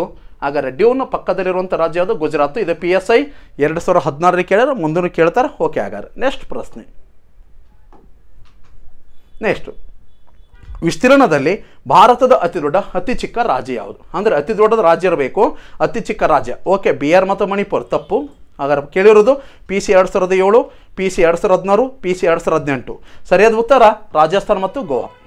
ರಾಜಸ್ಥಾನ ಮತ್ತು ಗೋವಾ. ಆಗ ರಾಜಸ್ಥಾನದ ವಿಸ್ತೀರ್ಣ ಎಷ್ಟೈತೆ ಅಂತ ಕೇಳಿದರೆ 3,42,239 ಚದರ ಕಿಲೋಮೀಟರ್. ರಾಜಸ್ಥಾನ ವಿಸ್ತೀರ್ಣ 3,42,239 ಚದರ ಕಿಲೋಮೀಟರ್. ಹಾಗಾದ್ರೆ ಗೋವಾದ ವಿಸ್ತೀರ್ಣ ಎಷ್ಟೈತೆ ಅಂತ ಕೇಳಿದ್ರೆ 7,302 ಚದರ ಕಿಲೋಮೀಟರ್. 7,302 ಚದರ ಕಿಲೋಮೀಟರ್ ಗೋವಾದ ವಿಸ್ತೀರ್ಣ ಇದೆ. ಹಾಗಾದರೆ ಭಾರತದಲ್ಲಿ ಅತಿ ವಿಸ್ತೀರ್ಣ ಹೊಂದಿರುವ ಕೇಂದ್ರ ಒಂದು ರಾಜ್ಯ ಯಾವ್ದಂದ್ರೆ ರಾಜಸ್ಥಾನ, ಅತಿ ಕಡಿಮೆ ವಿಸ್ತೀರ್ಣ ರಾಜ್ಯ ಯಾವ್ದಂದ್ರೆ ಹಾಗಾದ್ರೆ ಗೋವಾ. ಹಾಗಾದ್ರೆ ರಾಜಸ್ಥಾನ ವಿಸ್ತೀರ್ಣ 3,42,239, ಗೋವಾದ ವಿಸ್ತೀರ್ಣ 7,302. ಹಾಗಾದ್ರೆ ಸರಿಯಾದ ಉತ್ತರ ರಾಜಸ್ಥಾನ ಮತ್ತು ಗೋವಾ. ಇದಕ್ಕೆ ನಿಮಗೆಲ್ಲ ಆನ್ಸರ್ ಮಾಡಿದಿರಲ್ಲ, ಯಾವುದು ಗುಜರಾತ್ ಆಗಿತ್ತು. ಓಕೆ, ಹಾಗಾದ್ರೆ ನೆಕ್ಸ್ಟ್ ಕ್ವಶನ್. ಉತ್ತರ ಪ್ರದೇಶ ಅಲಹಾಬಾದ್ ಮೂಲಕ ಹಾದು ಹೋಗುವ ರೇಖಾಂಶ ಯಾವುದು? Okay, PC 2018ರಲ್ಲಿ ಕೇಳ್ಯಾರ. ಓಕೆ, ಹಾಗಾದ್ರೆ ಉತ್ತರ ಪ್ರದೇಶದ ಅಲಹಾಬಾದ್ ಮೂಲಕ ಯಾವ ರೇಖೆ ಹಾದು ಹೋಗುತ್ತಂತ ಕೇಳ್ಯಾರ. ಓಕೆ, ನಾನು ಹೇಳಿದ್ದೀನಿ ಭಾರತ ರೇಖಾಂಶಗಳು ಬಂದರೆ ಪೂರ್ವ ಅನ್ಬೇಕು. ಓಕೆ, ಅಕ್ಷಾಂಶಗಳು ಬಂದರೆ ಉತ್ತರ ಅನ್ಬೇಕು. ಹಾಗಾದ್ರೆ ಅಕ್ಷಾಂಶ ಅಂದರೆ ಉತ್ತರ, ಹಾಗಾದ್ರೆ ರೇಖಾಂಶ ಅಂದ್ರೆ ಪೂರ್ವ. ಹಾಗಾದ್ರೆ ಭಾರತದಲ್ಲಿ ಒಂದು ರೇಖೆ ಹಾದು ಹೋಗುತ್ತಾ ಅಂದರೆ ಇಲ್ಲಿ ಭಾರತ ಐತೆ ಅಂತ ತಿಳ್ಕೊಳ್ಳಿ. ಈ ಭಾರತ ಇದ್ದಾಗ ಈ ಭಾರತದ ಮಧ್ಯದಲ್ಲಿ ಒಂದು ರೇಖೆ ಹಾದು ಹೋಗುತ್ತೆ. ಯಾವುದದು? 82.5 ಡಿಗ್ರಿ ಪೂರ್ವ ರೇಖಾಂಶ. ಯಾವ ರೇಖಾಂಶ? 82.5 ಡಿಗ್ರಿ ಪೂರ್ವ ರೇಖಾಂಶ. ಎಷ್ಟು ರಾಜ್ಯಗಳ ಮೇಲೆ ಹಾದು ಹೋಗುತ್ತಾ? 5 ರಾಜ್ಯಗಳು. 5 ರಾಜ್ಯಗಳು ಉತ್ತರ ಪ್ರದೇಶ. ಹಾಗಾದ್ರೆ ಉತ್ತರ ಪ್ರದೇಶ ಫಸ್ಟ್ ಎಂಟ್ರಿ ಆಗುವಂಥ ಪ್ಲೇಸ್ ಅಂದರೆ ಮಿರ್ಜಾಪುರ್. ಇದನ್ನು ಅಲಹಾಬಾದ್ ರೇಖೆ ಅಂತ 82.5 ಡಿಗ್ರಿಯನ್ನು ಯಾವ ರೇಖೆ ಅಂತ ಕರೀತಾರೆ ಅಂತ ಕೇಳಿದ್ರೆ ಅಲಹಾಬಾದ್ ರೇಖೆ. ಹಾಗಾದರೆ ಅಂದರೆ ಅದು ಫಸ್ಟ್ ಬರೋದು ಮಿರ್ಜಾಪುರ. ಹಾಗಾದ್ರೆ ಮಿರ್ಜಾಪುರ ಪಕ್ಕದಲ್ಲಿ ಒಂದು ಅತಿ ದೊಡ್ಡ ಸಿಟಿ ಅಂದರೆ ಅಲಹಾಬಾದ್. ಅದಕ್ಕೋಸ್ಕರ ಅಲಹಾಬಾದ್. ಅಂದರೆ 5 ರಾಜ್ಯಗಳು, ಒಂದು ಉತ್ತರ ಪ್ರದೇಶ, 2 ಮಧ್ಯಪ್ರದೇಶ, 3 ಛತ್ತೀಸ್ಗಢ, 4 ಯಾವುದಪ್ಪ ಅಂದರೆ ಒಡಿಶಾ, 5 ಆಂಧ್ರ ಪ್ರದೇಶ. ಆಂಧ್ರ ಪ್ರದೇಶದ ಯಾವ ಪ್ರದೇಶ ಮೂಲ ಎಂಡ್ ಆಗುತ್ತೆ ಅಂತ ಕೇಳಿದ್ರೆ ಆಂಧ್ರ ಪ್ರದೇಶ ಕಾಕಿನಾಡ. ಯಾವ ನಾಡ? ಕಾಕಿನಾಡ ಮೂಲಕ ಎಂಡ್ ಆಗುತ್ತೆ. ಹಾಗಾದ್ರೆ ಎಷ್ಟು ರಾಜ್ಯಗಳು? 5 ರಾಜ್ಯಗಳು. ಹಾಗಾದ್ರೆ ಇದಕ್ಕೆ 82.5 ಡಿಗ್ರಿ ಪೂರ್ವ ರೇಖಾಂಶ ಮತ್ತೊಂದು ಹೆಸರು ಏನು? ಅಲಹಾಬಾದ್ ರೇಖೆ ಅಂತ ಕರೀತಾರೆ. ಹಾಗಾದ್ರೆ ಇದು ಎಂಡ್ ಆಗೋದು ಆಂಧ್ರ ಪ್ರದೇಶ ಕಾಕಿನಾಡ. ಹಾಗಾದ್ರೆ ಇದಕ್ಕೆ ಸರಿಯಾದ ಉತ್ತರ 82 ಪಶ್ಚಿಮ ರೇಖಾಂಶ ಅಲ್ಲ, 82.5 ಡಿಗ್ರಿ ಪೂರ್ವ ರೇಖಾಂಶ. Okay, answer. Next question. Okay, ಈ ಕೆಳಗಿನ ಯಾವ ದೇಶ ಭಾರತದೊಂದಿಗೆ ಭೂಗಡಿಯನ್ನು ಹಂಚಿಕೊಳ್ಳುವುದಿಲ್ಲ? ಅಂದರೆ ಇಲ್ಲಿ ಆಪ್ಷನ್ಸ್ ಕೊಟ್ಟಾನ. ಯಾವ್ಯಾವ ದೇಶಗಳು ಅಂದರೆ ಭಾರತದ ಭೂಗಡಿ ಒಂದಿಗೆ ಯಾವ ದೇಶ ಭೂಗಡಿ ಹೊಂದಿಲ್ಲ. ಹಾಗಾದ್ರೆ ಭಾರತದೊಂದಿಗೆ ಎಷ್ಟು ದೇಶಗಳು ಭೂಗಡಿ ಹೊಂದೆವು ಅಂದರೆ ಎಷ್ಟು ದೇಶಗಳು ಭೂಗಡಿ ಹೊಂದೆವು? 7 ದೇಶಗಳು ಭಾರತನ ಭೂಗಡಿ ಹೊಂದೆವು. ಆ 7 ದೇಶಗಳು ಯಾವ ಅಂತ ಕೇಳಿದ್ರೆ ಒಂದು ಯಾವುದು? ಪಾಕಿಸ್ತಾನ್. ಒಂದು ಇವೇ ರಿಪೀಟ್ ಆಗ್ಯವು. 2 ಅಫ್ಘಾನಿಸ್ತಾನ್. ಯಾವುದು? ಅಫ್ಘಾನಿಸ್ತಾನ್. ಓಕೆ, 3 ಯಾವುದಂತ ಕೇಳಿದ್ರೆ ಚೀನಾ. ಓಕೆ, 4 ಯಾವುದನ್ನು ಕೇಳಿದ್ರೆ ನೇಪಾಳ. ಇದು ಭಾರತ ಭೂಗಡಿ ಬರೆಯಕತ್ತಿದ್ದೀನಿ. 5 ಯಾವುದನ್ನು ಕೇಳಿದ್ರೆ ಭೂತಾನ್. ಹಾಗಾದ್ರೆ 6 ಯಾವುದನ್ನು ಕೇಳಿದ್ರೆ ಮಯನ್ಮಾರ್. ಯಾವುದು? ಮಯನ್ಮಾರ್. ಹಾಗಾದ್ರೆ 7 ಯಾವುದನ್ನು ಕೇಳಿದ್ರೆ ಬಾಂಗ್ಲಾದೇಶ್. ಯಾವ ದೇಶ? ಬಾಂಗ್ಲಾದೇಶ್. ಇವು ಭಾರತನ ಭೂಗಡಿ ಅದು. ಹಾಗಾದ್ರೆ ಒಂದ್ಲಾರ್ದಂಥ ದೇಶ ಯಾವುದೈತಿ ನೋಡಿ? ತಜಿಕಿಸ್ತಾನ್ ಭೂಗಡಿ ಹೊಂದಿಲ್ಲ. ಹಾಗಾದ್ರೆ ಇದು PC 2018ರಲ್ಲಿ ಕೇಳ್ಯಾರ. ಬಾಂಗ್ಲಾದೇಶ್ ಗಡಿ ಇದೆ, ಭೂತಾನ್ ಇದೆ, ನೇಪಾಳ ಇದೆ. ಹಾಗಾದ್ರೆ ಯಾವುದು ಹೊಂದಿಲ್ಲ ಅಂದರೆ ತಜಿಕಿಸ್ತಾನ್ ಗಡಿಯನ್ನು ಹೊಂದಿಲ್ಲ. Okay, next question. ಕರ್ಕಟಕ ಸಂಕ್ರಾಂತಿ ವೃತ್ತವು ಇವುಗಳ ಮೂಲಕ ಹಾದು ಹೋಗುತ್ತೆ. PC 2017 ಇದನ್ನು FDA ಎಸ್ಡಿದವನು ಕೇಳ್ಯಾರ. ಹಾಗಾದ್ರೆ ನಮಗೆ ಗೊತ್ತಿರಲಿ. ಹಾಗಾದ್ರೆ ಕರ್ಕಟಕ ಸಂಕ್ರಾಂತಿ ವೃತ್ತ ಬಗ್ಗೆ ಸ್ವಲ್ಪ ನೋಡ್ಕೊಂಬಿಡಿ ಇಲ್ಲಿ. ಓಕೆ, ಇದು ಗೊತ್ತಿರಲಿ. ಇಲ್ಲಿ ನಾನು ಏನು ಮಾಡ್ತೀನಿ, ಒಂದು ಪ್ರಪಂಚದ ಒಂದು ರೇಖೆಯನ್ನು ತೊಗೊತೀನಿ. ಇದು ಏನಾಗೈತೆ ಅಂದರೆ ಡೈರೆಕ್ಟಾಗಿ ಬಂದುಬಿಡ್ತೀನಿ 23.5 ಡಿಗ್ರಿ. ಓಕೆ, ಹಾಗಾದ್ರೆ 23.5 ಡಿಗ್ರಿ ಕರ್ಕಟಕ ಸಂಕ್ರಾಂತಿ ವೃತ್ತ ಈ ಕೆಳಗಿನ ಯಾವ ದೇಶಗಳ ಮೂಲಕ ಹಾದು ಹೋಗೈತೆ ಅಂತ ಕೇಳ್ಯಾರ. ನಿಮಗೆ ಗೊತ್ತಿರಲಿ, ಪ್ರಪಂಚದಲ್ಲಿ ಕರ್ಕಟಕ ಸಂಕ್ರಾಂತಿ ವೃತ್ತ ಎಷ್ಟು ದೇಶಗಳ ಮೇಲೆ ಹಾದು ಹೋಗೈತೆ ಅಂದರೆ ಎಷ್ಟು ದೇಶಗಳು? 17 ದೇಶಗಳು. ಎಷ್ಟು ದೇಶಗಳು? 17 ದೇಶಗಳ ಮೇಲೆ ಹಾದು ಹೋಗೈತೆ. ಆ 17 ದೇಶಗಳಲ್ಲಿ ಉತ್ತರ ಅಮೆರಿಕ ಖಂಡದಲ್ಲಿ ಯಾವ ಬರುತ್ತವು ಗೊತ್ತಿಳ್ಕೊಂಡ್ಬಿಡಬೇಕು. ಉತ್ತರ ಅಮೆರಿಕ ಖಂಡದಲ್ಲಿ ಯಾವ್ಯಾವ ದೇಶದ ಮೇಲೆ ಹಾದು ಹೋಗೈತೆ ಅಂದರೆ ಉತ್ತರ ಅಮೆರಿಕ ಖಂಡದಲ್ಲಿ ಒಂದು ಮೆಕ್ಸಿಕೋ. ಒಂದು ಯಾವುದು? ಮೆಕ್ಸಿಕೋ. ಹಾಗಾದ್ರೆ ಇನ್ನೊಂದು ಬಹಾಮಸ್ ದ್ವೀಪ. ಒಂದು ಯಾವುದು? ಮೆಕ್ಸಿಕೋ. ಇನ್ನೊಂದು ಯಾವುದು? ಬಹಾಮಸ್ ದ್ವೀಪ. ಅದರಂತೆ ಆಫ್ರಿಕಾ ಖಂಡ. ಆಫ್ರಿಕಾ ಖಂಡದಲ್ಲಿ ಯಾವ್ಯಾವ ದೇಶಗಳಂತ ಕೇಳಿದರೆ ಒಂದು ಪಶ್ಚಿಮ ಸಹಾರ್. ಯಾವ ಸಹಾರು? ಪಶ್ಚಿಮ ಸಹಾರ್. ಹಾಗಾದ್ರೆ ಪಶ್ಚಿಮ ಸಹಾರ್. ನೆಕ್ಸ್ಟ್ ಯಾವುದಂತ ಕೇಳಿದ್ರೆ ಮಾಲಿ. ಮಾಲಿ. ಓಕೆ, ನೆಕ್ಸ್ಟ್ ಯಾವುದಂತ ಕೇಳಿದ್ರೆ ಮಾರಿಟಾನಿಯಾ. ಮಾರಿಟಾನಿಯಾ. ಇವು ನಾನು ಆಫ್ರಿಕಾ ಖಂಡದಾಗ ಹೇಳಕತ್ತೀನಿ. ಪಶ್ಚಿಮ Sahara, Mali, Mauritania. Next Niger. Niger. Next Algeria. ಯಾವುದು? ಅಲ್ಜೆರಿಯಾ ಹಾಗಾದ್ರೆ ನೈಜರ್, ಅಲ್ಜೆರಿಯಾ ಮತ್ತು ಲಿಬಿಯಾ. ನೆಕ್ಸ್ಟ್ ಯಾವುದು? ಈಜಿಪ್ಟ್. ಯಾವುದು? ಈಜಿಪ್ಟ್. ಓಕೆ, ಆಫ್ರಿಕಾ ಖಂಡದಲ್ಲಿ ಯಾವ್ಯಾವ ದೇಶಗಳಂದರೆ ಪಶ್ಚಿಮ ಸಹಾರ ಇದೆ, ಮಾಲಿ ಇದೆ, ಮಾರಿಟಾನಿ ಇದೆ, ನೈಜರ್ ಇದೆ, ಅಲ್ಜೆರಿಯಾ ಇದೆ, ಲಿಬಿಯಾ ಇದೆ, ಈಜಿಪ್ಟ್ ಇದೆ. ಹಾಗಾದ್ರೆ ನೆಕ್ಸ್ಟ್ ಏಷ್ಯಾ ಖಂಡ. ಏಷ್ಯಾ ಖಂಡದಾಗ ಯಾವ ದೇಶಗಳು ಬರ್ತವೆ? ಏಷ್ಯಾ ಖಂಡ. ಓಕೆ, ಏಷ್ಯಾ ಖಂಡದಲ್ಲಿ ಒಂದು ಸೌದಿ ಅರೇಬಿಯಾ.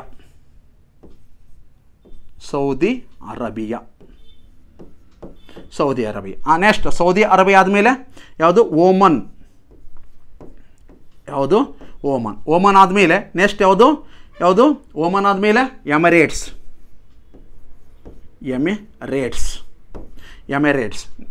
ಆದಮೇಲೆ ಭಾರತ ಆದಮೇಲೆ ಬಾಂಗ್ಲಾದೇಶ. ಯಾವ ದೇಶ? ಬಾಂಗ್ಲಾದೇಶ. ಓಕೆ, ಬಾಂಗ್ಲಾದೇಶ ಆದಮೇಲೆ ಮಯನ್ಮಾರ್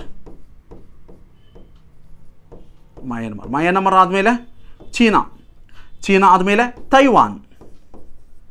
ಓಕೆ, ಇವು ಇಷ್ಟು ದೇಶಗಳ ಮೇಲೆ 23.5 ಡಿಗ್ರಿ ಕರ್ಕಾಟಕ ಸಂಕ್ರಾಂತಿ ವೃತ್ತ ಆಗಿದೆ. ಅಂದರೆ ಉತ್ತರ ಅಮೆರಿಕ ಖಂಡದಲ್ಲಿ ಮೆಕ್ಸಿಕೋ, ಮತ್ತೊಂದು ಯಾವುದಂತ ಕೇಳಿದ ಬಹಮಸ್ ದ್ವೀಪಗಳು. ಆಫ್ರಿಕಾ ಖಂಡದಲ್ಲಿ ಪಶ್ಚಿಮ Sahara, Mali, Mauritania, Niger, Algeria, Libya, Egypt.